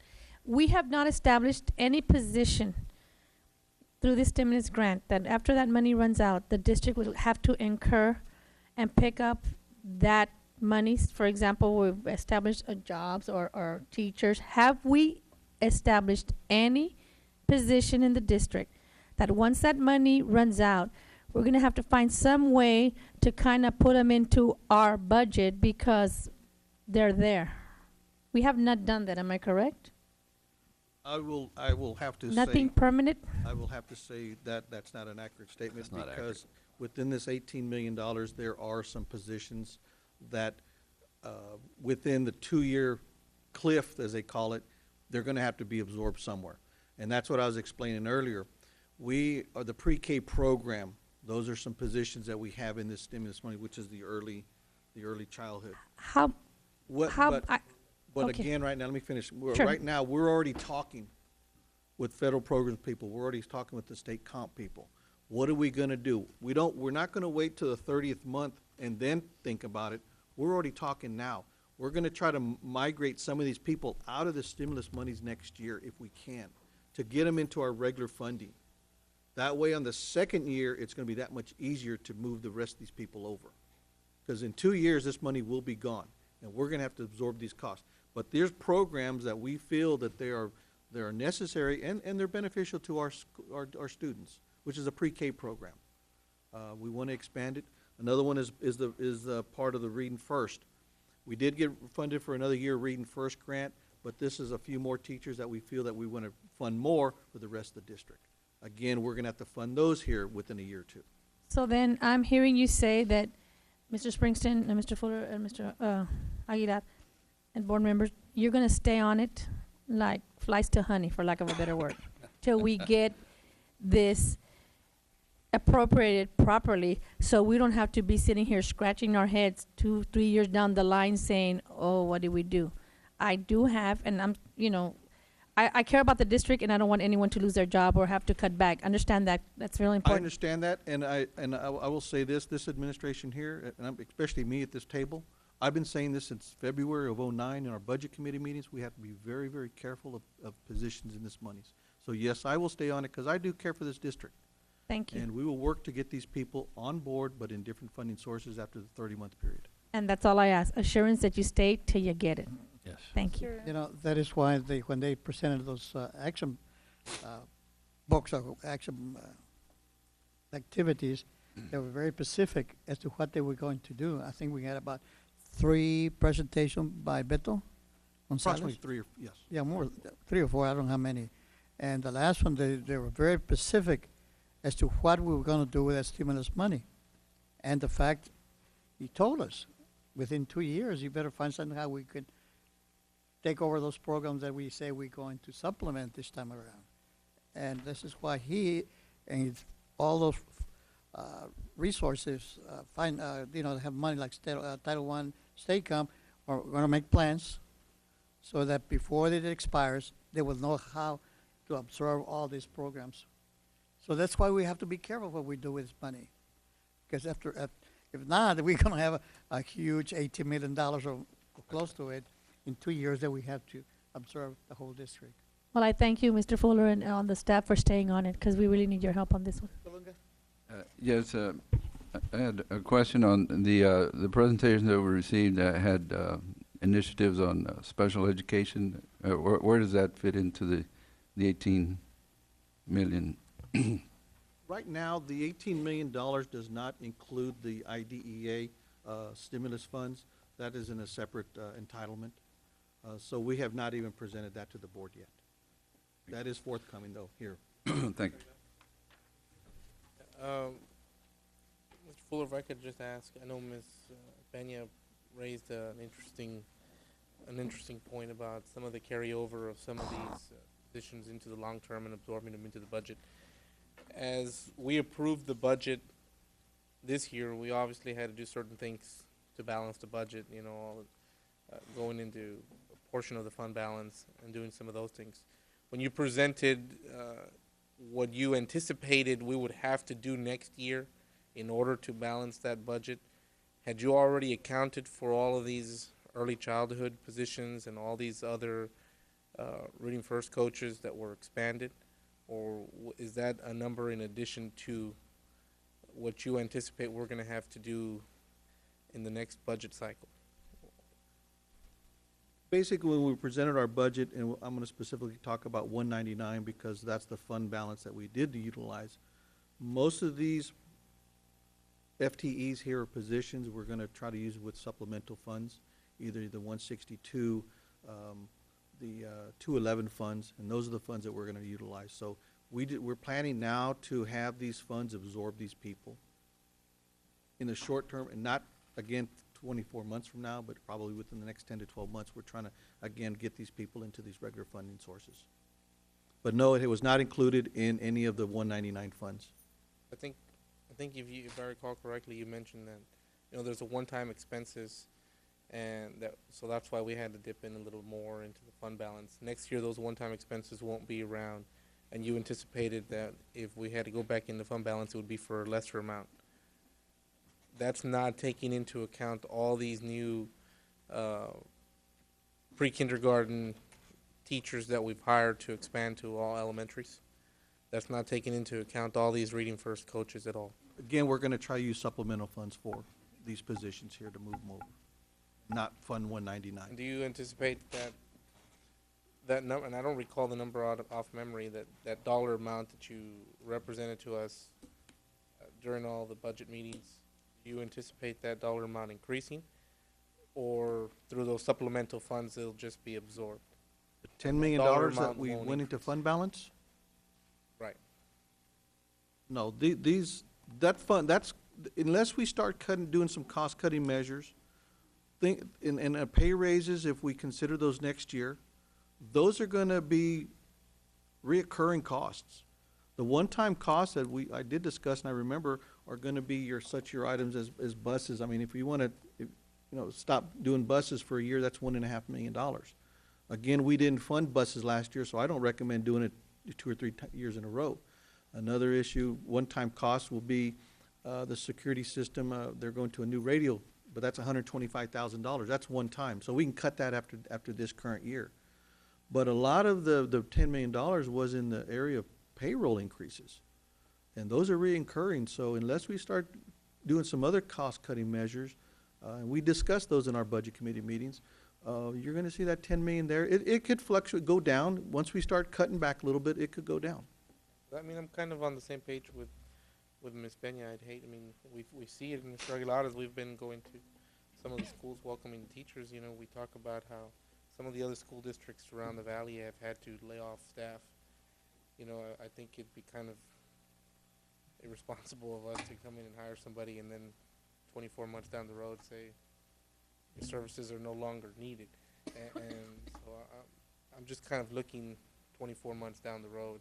And so I appreciate the fact that you guys are looking at absorbing some of these into the next budget cycle, and then I guess possibly picking up the rest in the following if they couldn't all be absorbed. But I was just kind of wondering with respect to that, I would hate for this district to come out and say, well, we're having to lay off 20 people, or we're going to cut the pre-kindergarten program. Those were my questions specific to that. And again, next year, we're also looking at opening a high school and a middle school. That's going to have effect on our Fund 199. And again, we're not growing. And actually, we lost a little ADA this past year. So again, those are factors that are going to play into next year. It's going to play into this year, and it's going to roll over into the 2010-11 fiscal year. Thank you. Ms. Garcia? As I noticed here on the RTI, that's still, the RTI is not even district-wide, it's just certain pilot schools. Is that correct? What page are you on? So, the RTI, when do you foresee that this staff or whoever you hire in that department will eventually blend into the whole district? Because I think this was brought it was brought up to school districts since 2004 that we must all try to be within the RTI program. I'm trying to recollect some of the meetings that we had when Mr. Gonzalez was doing his presentations, and at that time, I think we agreed that we were going to add 10 more schools to the RTI process. But we've been doing RTI at several of our schools, and can you elaborate a little bit more, Ms. Monfils? Mr. President, Mr. Franklin, members of the board, there will be a lot of training, staff training involved in the RTI, and of course, some of this money from the stimulus will go towards that training. If I remember correctly, there is a secretary, and yes, we will have to, in 30 months, we will have to expand to the whole district. Not necessarily in terms of additional personnel, but a lot of additional training and possibly some extra duty time for when we're doing interventions with different levels of students, et cetera. And then the early childhood, those are your, are they our Head Starts, or is it just our pre-K program that we have? If I may, sir, it is, in a way, it's both. It's the expansion to the full-day pre-kinder. It's also upgrading the pre-kinders that are in existence at this point in time. And there was an agenda item this evening for a memorandum of understanding with 2 Head Start centers that will also be funded under this stimulus monies. Okay, so then that would be, because I know that I had discussed, I had been approached by several people from the Head Start, so that was my question on that early childhood. On the career technology, it seems that we're really not putting in too much emphasis or efforts into that. It seems like we have a little bit less there. Is it just that we're not really in demand of those programs, or the programs that we have right now are just sufficient for our students? Or it's just... We do have our administrator here with us, and I know he did have input into this plan. We also have a budget amendment tonight to bring some of the fund balance down to career technology. A lot of this will be definitely software. Mr. Felipe Reyes, if we may, Mr. Springsteen. Mr. Reyes, please. Yes, ma'am. The actual expenditures are for the middle school programs. And what we've done is standardize those programs across the 10 middle schools at this point. Primarily modular labs will be going into the 8th grade. And that's traditionally where we cannot spend our money. They cannot be used below the 9th grade. Okay. Okay, thank you. All right. Ready to vote? I'll make a motion. Motion has been made by Mr. Syed. Do we To have a approve. second? Second. Second, Cortez. Those in favor say aye. Aye. Aye. Opposed, say nay. That is. Item 40, recommend approval of budget amendment 031 in the amount of $9,708,703 for Fund 199, local maintenance carryover purchase order budget. Yes, Sprinter, then Mr. Science. I just want to know, how come there's so much carryover from local maintenance? Function 81, am I correct, Mr. Fuller? Yes. Basically, I think Function 81 is about $8 million of it. And of the Function 81, it's at Porter and Pace, and I believe those are the athletic buildings that they're still process building. So most of this $9 million is for facilities Yes, and construction? And of that, about $5 million is for 2 projects. Okay, move to approve. Second. Second by Ms. Garcia. Aye. Aye. Item 54, recommend approval of budget amendment 045 in the amount of $605,700 for Fund 164, State Career and Technical Education, categorical fund balance. Again, Mr. Science. I guess what I was, in this categorical fund balance, how much money is in the categorical fund balance? Mr. Zayas, basically, once we utilize this $605,000, it's going to be pretty much depleted. We're still in the process of working the 08-09 fiscal year revenues versus expenditures, but this is a number that I'm comfortable with. We've sat down with the administrator for current technology and also of special programs, and again, I'm comfortable, they're comfortable. This will deplete it pretty much, probably less than $100,000, which I don't want to go much less than that until we finalize this 0809 audit year. Within the, when you put categorical fund balance, are there different categories within categorical fund balance? No, basically, when we say categorical fund balance, remember, there's different types of student populations, and those student populations generate their own type of revenues, such as your state compensatory kids, your state bilingual, your state career and technology. And so when state career and technology generates revenues, we put them in a specific funding source, all of itself, nothing else goes in there, so we call it categorical. But so then there are different categories. Well, in this categorical, it's a 164 funding source. 164 state career and technology fund. And Okay, only those types of revenues and expenditures are in that fund 164. Okay, but in that category, but there's other categorical fund balance. Yes, there's Fund 163, which is your state bilingual, 162, which is your state compensatory, your 198, your SHARs. But this, again, is career and technology generated revenues and expenditures, and this is a fund balance that's available for those, that type of program. Okay. And are you trying to deplete it? Yes, basically, they, you know, the state they don't want you to hold a lot of fund balance in these funds, these categorical funds. So what Mr. Reyes has done, he's come to us with a proposal to expend these funds. That they're basically one-time costs. There's no payrolls involved with this $600,000.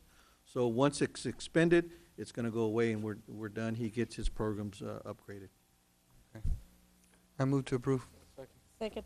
Been moved and seconded. Those in favor say aye. Aye. Those opposed?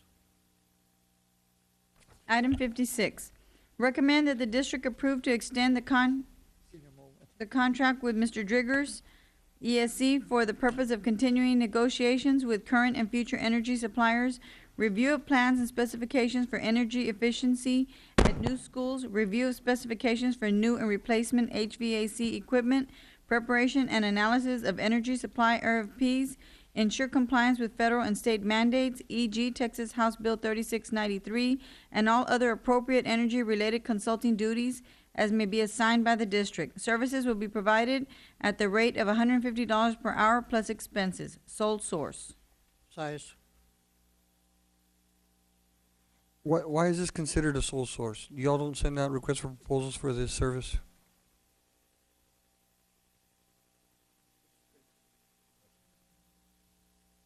I mean, he's not the only person in the world who can do the services. That's what I thought sole source was. Or the type of service. Ray, is he here? I didn't think this was a sole source type of service. That was my understanding.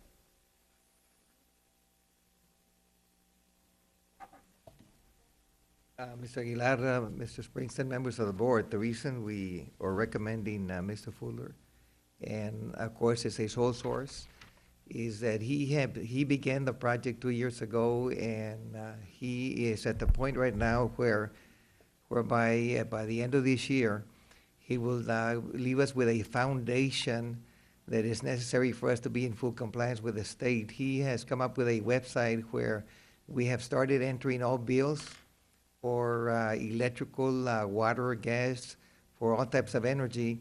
At the end of this school year, I would dare to say that we can put it up for an RFP and look for other vendors for competitive purposes. But I do recommend that we continue and complete this year so we can have that solid foundation.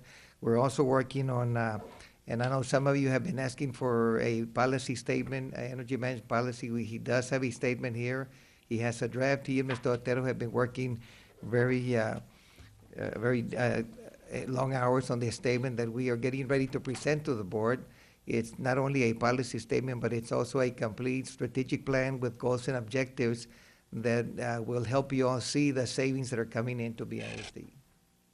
I think that's what we had asked him last time. Right, yeah, and I recall, Mr. Arteaga, that we've been working together on getting the energy policy for the district, and I understand that Mr. Driggers has been able to provide a good service to this district and help save this district's money. But I think Mr. Sias's question was, how did you classify Mr. Driggers as sole source? One of the things that we did, and of course, we always we need to play it safe and be sure that we're in compliance with TA policy also. One of the things that we laid out, and I talked to Ms. Rosie Pena at purchasing, and I explained the situation, and what Ms. Rosie Pena did to be on the safe side, she called TA, and she discussed it with TA, and she gave examples of what was being done. We don't classify anybody as a sole source. It has to come from TA. So this is something that was discussed with TA, and Ms. Pena can give you a little more information as to the persons that she talked to at TA, because we wanted to be sure that whatever we do is according to policy. Pena? Ms. Pena, You want to give please? us some information on how you helped Mr. Arteaga come to the conclusion that Mr. Driggers was a sole source? Yes, sir. Good evening again, Board President, Mr. Springston, board members. A sole source, the major area of classification is that either you have a monopoly on the product or service, you're a registered trademark and/or a copyright, and there is another classification, and in speaking with TEA, Rita Chase, who is the Audit Division Director, if a school district adopts a program, it establishes as a program in place. Therefore, that program to this district becomes a sole source until and at that point which the district decides to change the program. I hope I answered your question. And so the program that we're talking about that's in place is being Is this able energy management Energy service management provided by online, okay. Mr. Driggers? Correct. If next year, like Mr. Arteaga says, we choose to change the program and move on to something else, then of course we would be going off for RFPs. Are you okay with that, Mr. Sias? The sole source? That answered that question. I move to approve. I second it. Be second, moved by Mr. Cortez, second by Ms. Garcia. All those in favor say aye. Aye. Mr. Ortega, I'll get with you at a later date so that we can, I'm getting ready to call that policy meeting. Well, I'll tell you here what, probably the first. if Mr. Springston doesn't mind, Mr. Rodriguez did bring enough copies for all the board members, so we're not gonna go over it with you, Yeah, but you can give him the pad. we she can pass them hand out to us, Pat. yeah. All right. Please, thank you. Item 67, recommend awarding bid 10005, training room supplies and equipment district-wide to several vendors and cast lots for item 18 of said bid, annual bid. Didn't we circle 62? We circled I 62. think we had item 62. We was circled. Circle 62. Yes, we did. You in a hurry? Ready to go? Yes. Yes. It's item 62 that's next, Mr. Item 62, recommend approval to enter into an interlocal agreement with Brownsville Public Utilities Board for the water supply and related services for the Veterans Memorial High School project in the amount not to exceed $467,562.30. On this project, when would it begin? When is it scheduled to begin for the connections of the water supply? Mr. Tapia, the question is, when will this project begin once we work with the Once interlocal PUB agreement? starts. Mr. Springston, President Aguilar, members of the board, this project would start immediately after it's approved tonight. We'll get a purchase request number, get an account number from Mr. Fuller. The budget's been approved tonight. Do a PO, and it'll start immediately. I would say within a week or so, within 2 weeks. How long will this project take for PUB? I believe the proposal was 90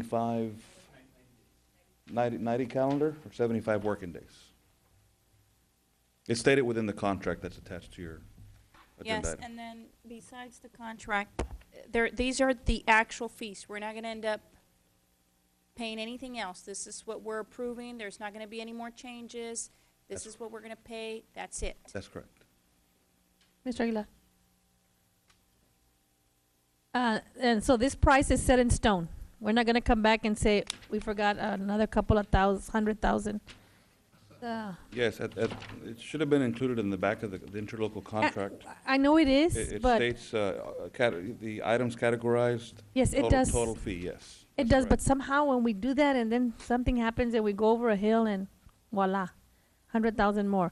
We do have assurances that this is it. Yes? Yes, that was the response to the RP, and they responded to everything that was in the So it's set in RP. stone. Yes. Thank you.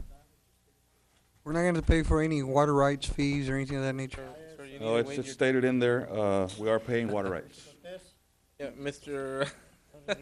Mr. Tapia, the money for this project, that's the money that we talked about on item 15, the redesignation of those funds that your department had left over from the Pace and Porter projects? That's correct.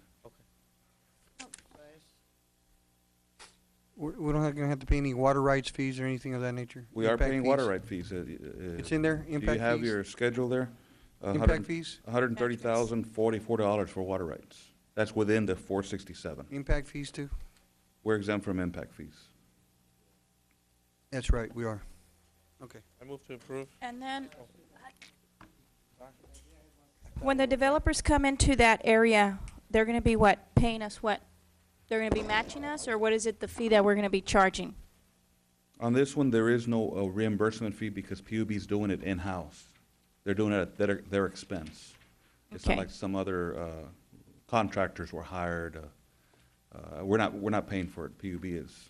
So they're, I mean, that's they're where doing we it got the break. in-house. That's where we got the difference. We got a better deal from them than the other companies because they decided that they were gonna do that on their own. That's correct. Okay, thank you. Second. Aye. Opposed, nay? All Item 67. Recommend awarding bid 10005, training room supplies and equipment district-wide to several vendors and cast lots for item 18 of said bid, annual bid.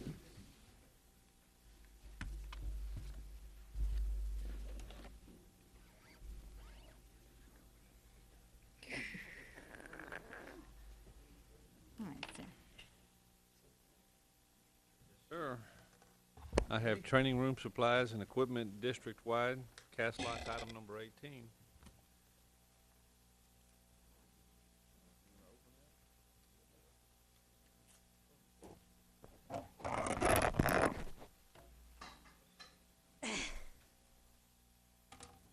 On camera.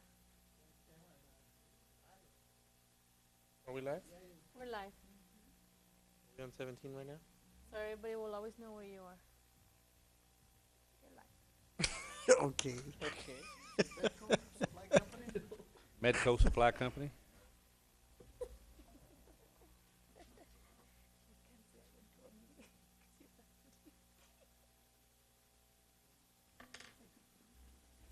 We need a motion to approve. I move to approve. Second. Second by Peña, all in favor say aye. Aye. Item 68, recommend awarding bid 10-006, high school golf supplies and equipment district-wide to several vendors, annual bid.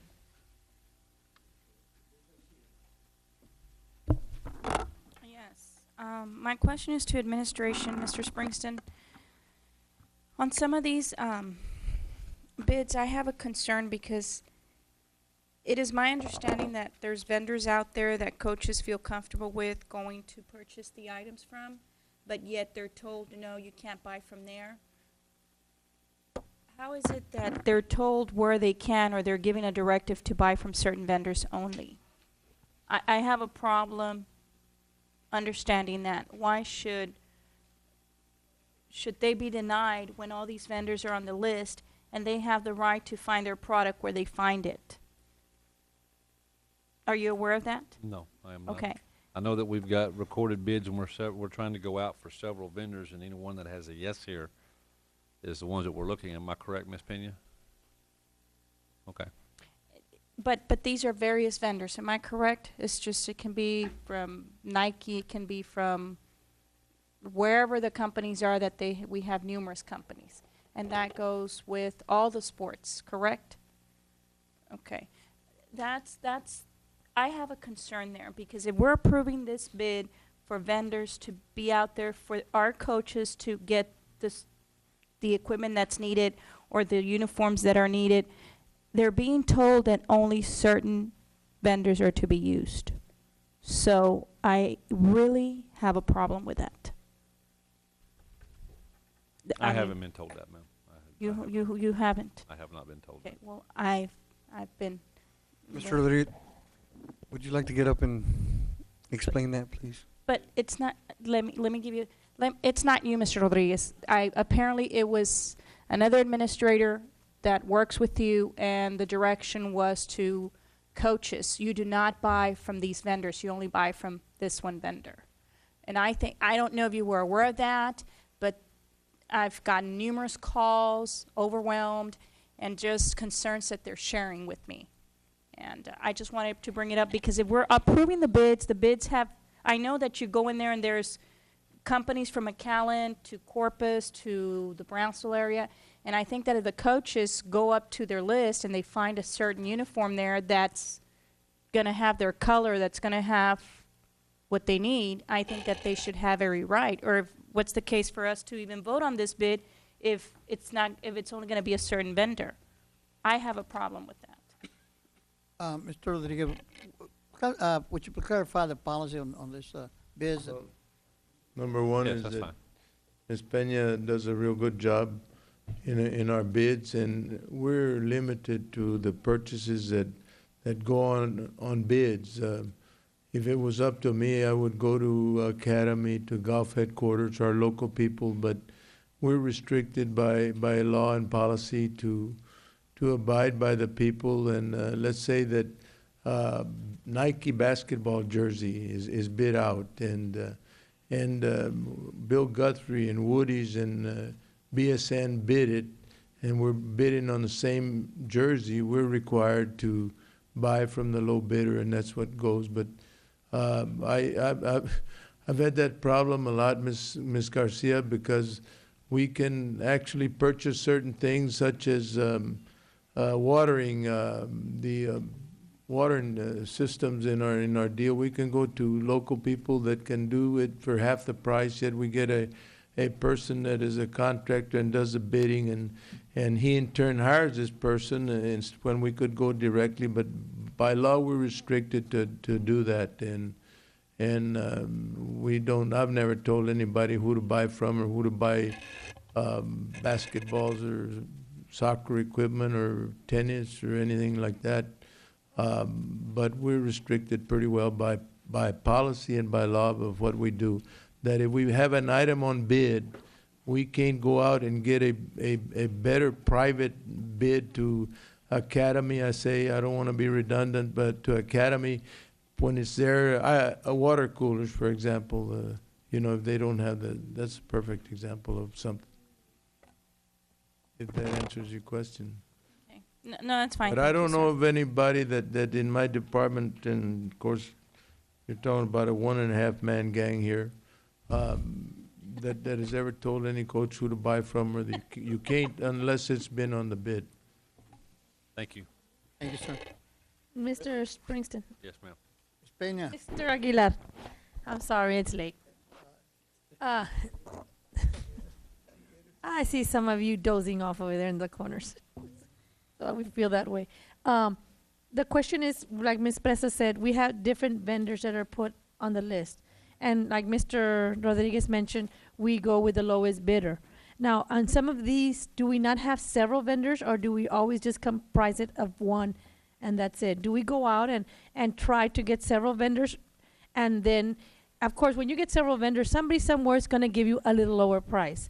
Now, am I hearing you saying that we are obligated to take the low price from the list of vendors, Mr. Rodriguez, or we're just obligated to go to one of those vendors? List of people that go out, and there's quite a few people that go out for bids. I mean, we get from anywhere from 5 to 10 people that are on a bid list. Believe me, everybody wants to do business with Brownsville, and if you're in the business, I mean, you're going to make sure that you get that bid. We get bids all the way from Midland, Odessa, and people like that, that bid on our, because of the things that we do. We do business with people from Corpus, Top Sox, and people like that. But we don't just get one or two. it has to be, over 5, 8, 10, 12. But, okay, I guess maybe I didn't state my question properly.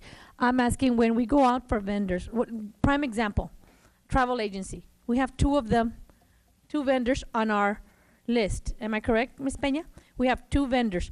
And the district and the people who travel, be it a chess team or any entity traveling from within, they choose which travel agency because they're both on the vendor list. Am I correct in stating that? Well, When we have two different vendors, you can choose either one to go to. Am I correct? Ms. Peña, can you come up to the podium, please? Mr. Springston? That's our expertise. Good evening. It's a sample. Board President, Mr. Springston, board members. Ms. Peña, it is based on the way it is recommended. In other words, if I am going to award line item low, you only have one vendor, obviously, whoever bids low. Going back to your example of the travel agency, if we recommend first vendor of choice and second vendor of choice, meaning we will always go to the first vendor of choice because it is the lowest bid.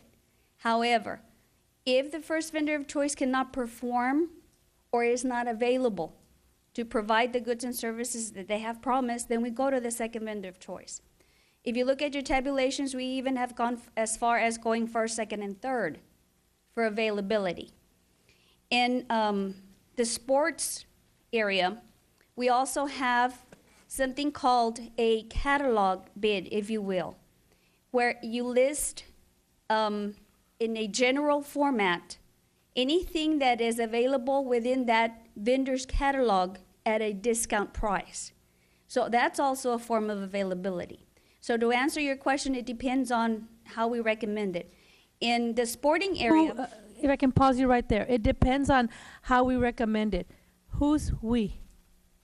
The department. We'll put it out for you. We'll tell you these are the numbers that came in. We'll switch it over to the originating department, and they'll say, well, okay, we're going to go low, and we're going to award catalog. Or we're going to go, maintenance is a good example. We're going to do first, second, and third for availability. Or we're going to go just percentage discount across the board. And the way you go out and look for these vendors, you said you go with a low bid line. Is that the only way we can go out and obtain vendors to come and get on our list? Because in my past experiences, let me finish. In my past experiences, when you have two companies vying and they're both low, if you put two on there, there's always going to be a competition. And so then it's flexible. Because once we get them as a low bid, your low bid, we put you on contract. That you raise it after that, we have no control. We granted you the contract. What you do after that is between you and your soul, because we're stuck with it because we granted you the contract. And, you can say the economy, prices, what have you, inflation. Well, we got to respect that. Are we forced to go with just one, or do we have a choice to put on multiple and let them bid it out or fight it out while we say, well, you know what, you're not that low, let me go to this other. We also have another form, which is we just say recommend. All of them are awarded on the list. And I can give you a perfect example would be your instructional bid. Because of the large number of items that are being purchased, we recommend all vendors that participate in the bid. So why would we not do it across the board? Because once you have competition, we can go to you as a vendor, but we can go to 5 different vendors. And there's going to be a possibility of somebody there vying for our business and lowering the price. But like I said, once you're awarded to one, I know they were low at the time they bid, but they can have X many of reasons for saying, because we don't tie them in to the prices. We just tie them into the services. Am I correct? You tie them into the price, number one, and you try to hold that price. You try to hold the line as a district. Try. But if I may go back, Ms. Peña, I mentioned that the other manner of which we make use of the example you're giving us is by offering those percentage of discounts off your catalog. And that's what you do if you see the tabulations for, as a matter of fact, for this particular bid. If you see the line items, we award the low bid. But however, if you go down below, we'll tell you in this general category of golf clubs, let's say, give me your best percentage of discount that you're going to give me off the catalog. Well, see, now we're awarding all the participants. Not only are we awarding the low up here for a particular line item, but I'm also giving you a basis to where you can pick your vendor down below in a discount fashion. Again, I pose the question, why would we not do it, recommend the way you do for other bigger things? Because we go out for bids based on a line item. Let's say, I'm gonna go back to the golf clubs, particular brand or whatever, and or equal. And we receive 5 bids. And the lowest bid is $10, followed by a 30, followed by a 50, followed by a 60, followed by a 70. Even if I award first, second, third, fourth, fifth vendor of choice, I'm always obligated to go with the low bid. If they cannot perform or give me the service, I'll go to the second and the third and the fourth. Okay. So it would be Pretty much the simply- same thing. Yes, ma'am. Thank you. Thank you, Mr. Rodriguez. Let me answer the question. I think it's better by what we may be talking about. Spalding J5E football. We get 8 people that bid on it because we send out these bids. The catalog comes in, BSN. BSN says you take 15% off the listed price. And we get these other bids and we compare them. And the ball is selling for $35, $34.50, $33.25, et cetera, whatever the bids are. At BSN, and we estimate that BSN's football is listed at $35 less 20%.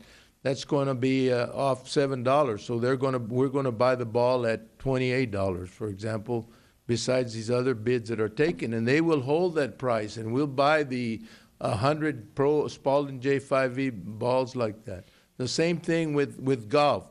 If a coach bids the Callaway X26, which is the newest one or whatever it is, everybody, they can put our equal, but our equal that is sold at Academy is a Wilson Pro staff that is a very, very cheap model, doesn't qualify to be a Callaway X26. I mean, that's not equal. So we're not going to take this one because it's going to be lower, but it's not the same equal price, and the coaches compare that. That's the best way I can explain it. We have to talk about specific things as this, but we do have competition. Thank you, Mr. Rodriguez. Thank you. Yeah, Mr. Aguilar, if I could, I'd like the board to I guess entertain a motion for. I mean, I think they answered a lot of our questions with respect to the procurement and the annual bids, and as I'm looking at some of the other items that were circled, I'm under the assumption that a lot of the answers would have been answered, questions would have been answered for item 68, 69, 75, 76, 89, and item 100. So if nobody has an objection, I'd like to make a motion to approve 68, 69, 75, 76, 89, and 100. Excuse me, Mr. Aguilar. I think 88. 88? No, that's cast lots. 88's no, those are cast lots. We have to do those. So if nobody has an objection, again, let me repeat them. I'd like to make a motion to approve item 68, 69, 75, 76, 89, and 100. I'll second it. Second, Mr. Science, all in favor say aye. Aye. Aye. Opposed say nay. Item 88, recommend awarding bid 10-027, electrical supplies and materials district-wide to several vendors and cast lots for items number 20, 24, 32, 33, 50, and 76 of said bid. Annual bid. First one is item number 20, electrical supplies.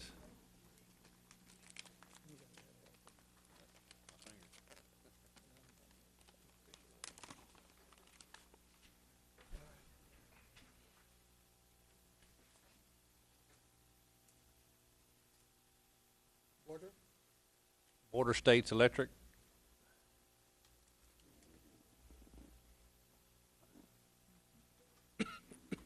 Item number 24.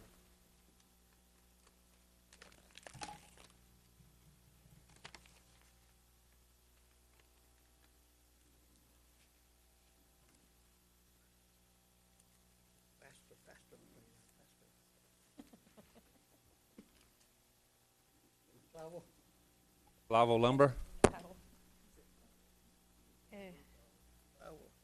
Celayo. Item number 32.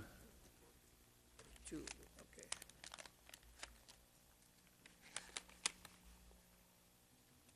Ms. Perez, can you provide us with a letter opener next time? Yes, sir.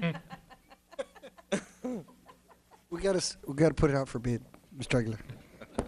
I'll give you one. Best price. Have a donation by Ms. Perez. I will bring one next time. Electric fixture supply. Electric fixtures. Number 33. Number 33.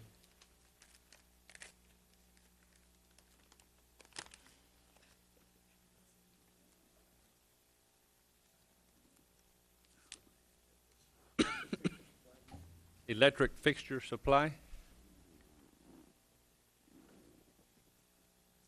Item number 50.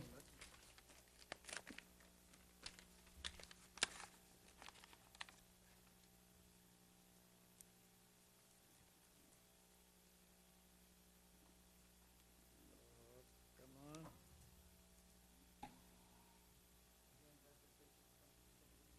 on. Electric fixture supply. There's no magnets in there, sorry. right? Wrong audience. Item number 76. Bingo. Do you own stock in that company, sir? It's a joke.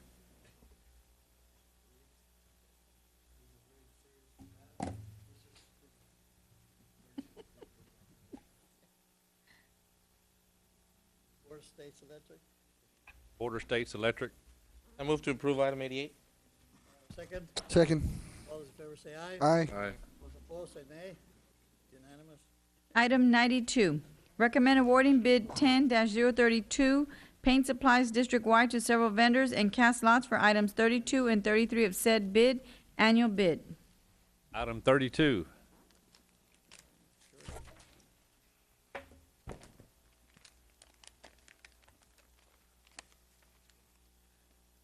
Excuse me.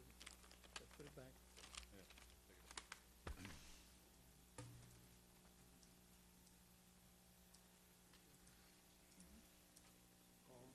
All paint.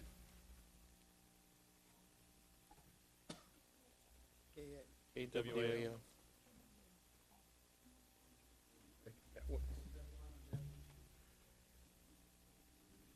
Item 33.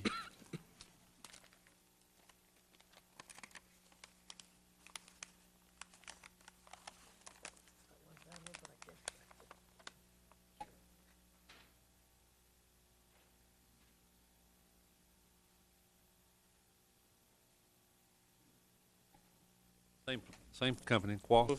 I move to Paul. approve item 92. Second. Moved by Mr. President to approve, second by Aye. Item 93, recommend awarding bid 10-033, preventive maintenance and repair for vehicles and equipment district-wide to several vendors and cast lots for items number 17, 19, 20, 30, 31, 32, 33, 34, 36, 37, 54, 55, and 59 of said bid, annual bid. Item number 17.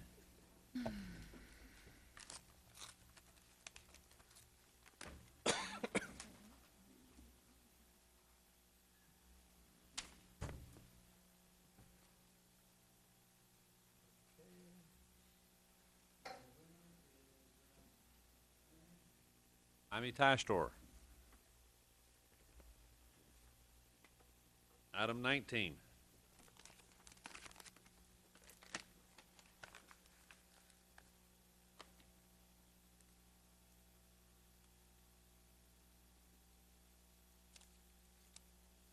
precise collision. Precise Collision.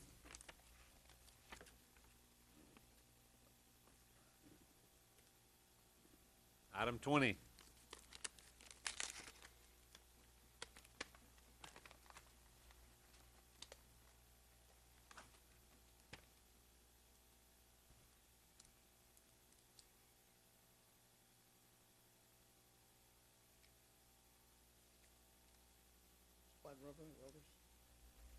Spot rubber welders.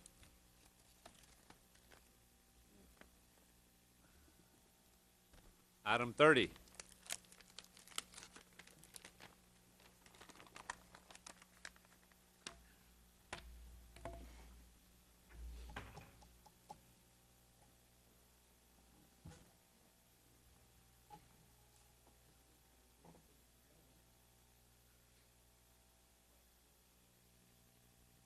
Spot rubber welders.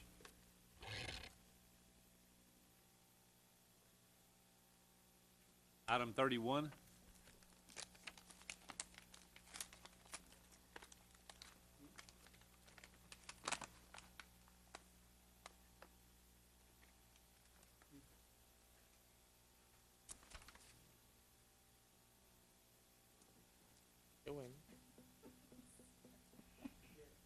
Again, spot rubber welders.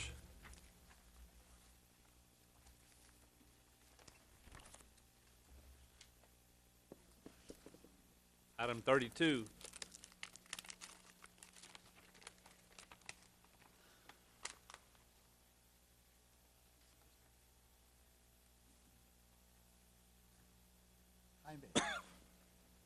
Amy Tire Store.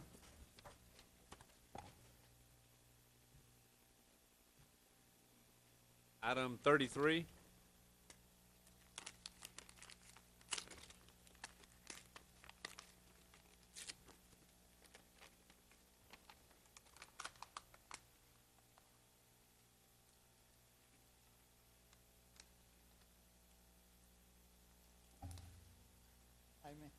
Amy Tire Store.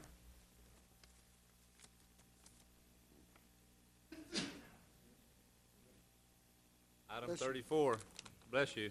Bless you. You're really blessed.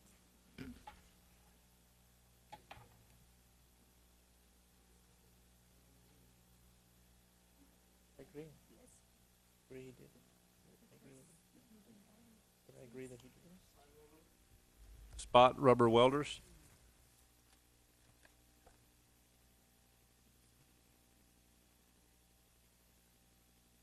Item 36.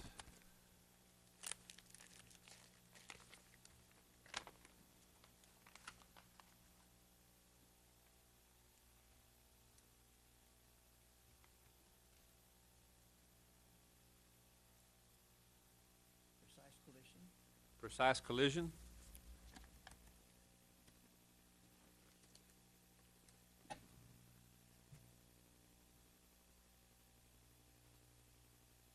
Item 37.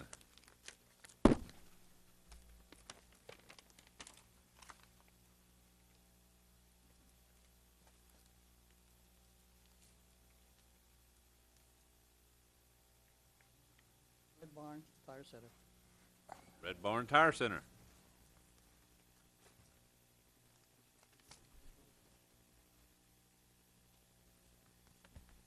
Item 54.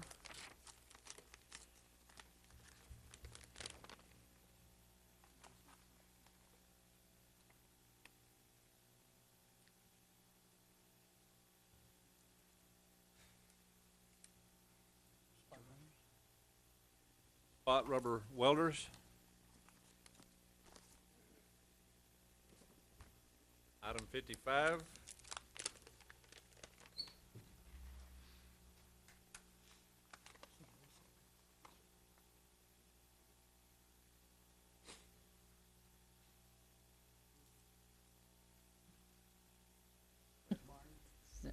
Red Barn Tire Center. And our last one. Item 59.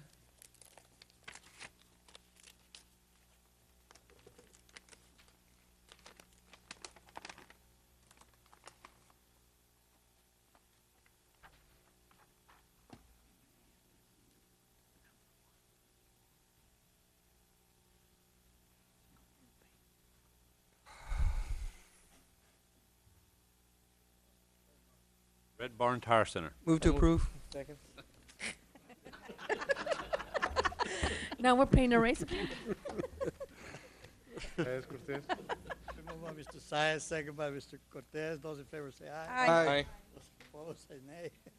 Item 103, recommend approval to accept the negotiated fee for RFQ 09-056, air conditioning systems, test and air balance services from Texas Precision Air Limited, Houston, Texas, for Raquel Peña Elementary School number 141, in the amount not to exceed $49,300 to be paid from local maintenance fund 199. Is this, you have any questions? Anyone? Circle it. I move to approve item 103. We move to approve. Second, by Mr. Unga. Those in favor say aye. Aye. Those opposed? Item 11, closed meeting is pursuant to the Texas Government Code, Section 551071, 551072, 551074, 551082, and 551084.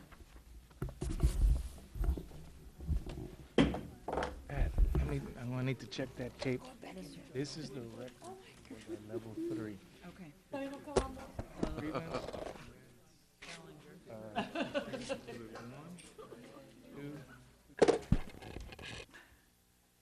We're back in regular meeting. Item number 114. 114. Move to approve. Motion Second. Move and second to approve. Those in favor say aye. Aye. Those opposed? Okay, Sorry, let the record reflect Ms. Perez Garcia left. and of course, you know that Dr. Kerr is gone, right? And Yes, sir. Escobedo. Yes, sir. Item number 115. 115. Actually, this was no discussion other than that the consequence of a legal aspect, so there was no discussion at all. With regards to this item, Mr. Springsteen, I'd like to see if you can forward us all the letters that you got from TEA in the last 3 months, so all the board members can look at them, if you don't mind. Sorry. Mr. Aguilar, may I request that he put them on a disc? I'm sorry. Like scan them or something? I just don't want to have, I'm sure you got a stack. Mr. Springston, Mr. Aguilar, if I may, I'd like to expand on Mr. Saez's request and also ask for the last 3 months of emails that you've received from each individual board member to you. Mr. Aguilar, Mr. Springsteen. And the objective of that would be? And he'd like to see them. Oh, I understand, I'd like but, to see him. Just so he'd be informed. Council? May I, Mr. Aguilar, Mr. President? Mr. Aguilar, Saldaña. may I address this to you? Yes, In ma'am. reference to an email, would we be okay releasing emails that go back and forth with no problem? If they're individual communications that someone else wants to see, another board member wants to see, they would be entitled to that, okay? Especially on the superintendent's Right. email. They might not necessarily be public information. That's what- However, as board members, you all are entitled to every document that exists in the district, okay? So you would be entitled to, you'd have a special privilege to view that document as a board member. Now, when a board member receives confidential information, that board member is required to maintain that confidentiality and not publish to third parties or people that are not privileged to receive that information. Now, the only other issue that might be out there would be in regards to violations of the Open Meetings Act, and that has more to do with contemporaneous exchange of emails, such as an email being sent by the superintendent to all board members at the same time, and board members coming back and giving opinions all at the same time. That could be considered a violation of the Open Meetings Act, because you're deliberating or discussing or giving an opinion on school Proper business notice. without proper notice to the public. But in this case, if it's just one email from one board member to, say, another, with a copy to the superintendent that's happened in the past and no deliberation is going on, I don't believe that would be a violation. Now, And you would be entitled as your status as a board member to get that information. Now, I noticed you said the word, you're entitled to see it. Right. And we're also entitled to possess it? You're entitled to it, okay? Okay. You're entitled to it. And again, Limitations? with limitations that you cannot publish it.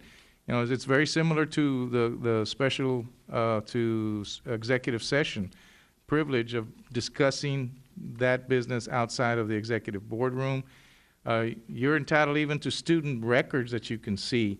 However, you cannot publish them. You can't show them. You can't go show them to your husband. You can't go show them to your friend or anything. You can see them and possess them to a certain degree for But the confidentiality. for purposes of your execution of your duties as a school board member. But the confidentiality of school records pertaining to student is different from the email, am I correct? Because you're comparing this to the closed session meeting, and that, as we've discussed in several in-services that we've attended and we've asked, that's a different. That's different in terms of a public information analysis, but Correct. it's not different in terms of your special status as a board member to have access to all school district records. I understand that completely.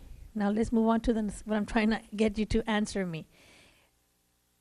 Penalties for disclosing confidentiality in school records on students is totally different as opposed to a closed meeting. Yeah, We've because you're discussed talking that. about Apples and oranges, aren't we? not apples and oranges, but you're talking about FERPA, which is a federal educational, Family Educational Rights and Privacy Act. Right. There's actually, if you look at the statute, there's actually very limited penalties for individuals. The penalties are more institutional to an institution that may receive a sanction from the Department of Education or withholding a federal fund, something along those lines. There's actually there's very little individual penalty. However, you shouldn't do it because the law says that you shouldn't do it. Okay. Okay, and But the that's only student records. Yes, okay. yes, sir. And the only reason I ask is, I understand, I would like to see, but sometimes I've seen emails get sent, and sometimes people speak in a moment of heat or in the passion of what they're trying to get across or ideas they're trying to sell. And I just don't see us gaining anything because I have seen some of us ask for emails when people back and forth, and they're not used for anything that I can say is constructive. And that's what I want to make sure this happens. The division is already apparent, but believe it or not, we do get along. We really do. We just disagree because we agree to disagree. I just want to make sure that when we get information, we don't disseminate it and we don't get it so we can use it as a weapon, because that's not the objective of our role here. Our role here is to get along, agree to disagree, and respect each other and keep it that way and maintain those boundaries to be successful as a board. How you all use the information, Ms. Peña, is a personal, professional matter that's Thank not you. really a legal issue. Thank you. So back to my request, just expanding on his, if you can as well forward those emails, going back 3 months as well. I'll put them on disk. That'd be even better. Thank you. Pat? No action on 115. No, there was no action, Pat. 116A. Discussion, consideration, and possible action, EEOC, charge number 451-2008-02363, Arthur Hayes. I move to reject the offer. A second. Move to reject the offer, second by Mr. Cortez. Those in favor say aye. Aye. Opposed, say nay. B, discussion, consideration, and possible action, due process hearing, CF, BNF, Lily F. versus Brownsville ISD, docket number 236, SE 0509. I move to approve the settlement as discussed in the executive session. Second. Approve, second by Cortez. Those in favor say aye. Aye. Opposed, say nay. Okay, Mr. Springton, number 12. Announcements. Just remember that tomorrow night, we do have our back to school rally. It's a party for starting school, which is going to be on Monday. And I am going to make the comment that I do agree with you, and I think that we can work together. I just think it's just something that we're just going to have to put our foot forward and make sure that we keep in mind that our students are number one. They are a priority, And everything else is second. And let's continue this success that we've been having with our students and with our faculty and staff, and that's all I got to say. Let's keep working. Have a motion to adjourn? Move to adjourn. Second. Those in favor say aye. Aye. Good night, everyone. Good night, Michael.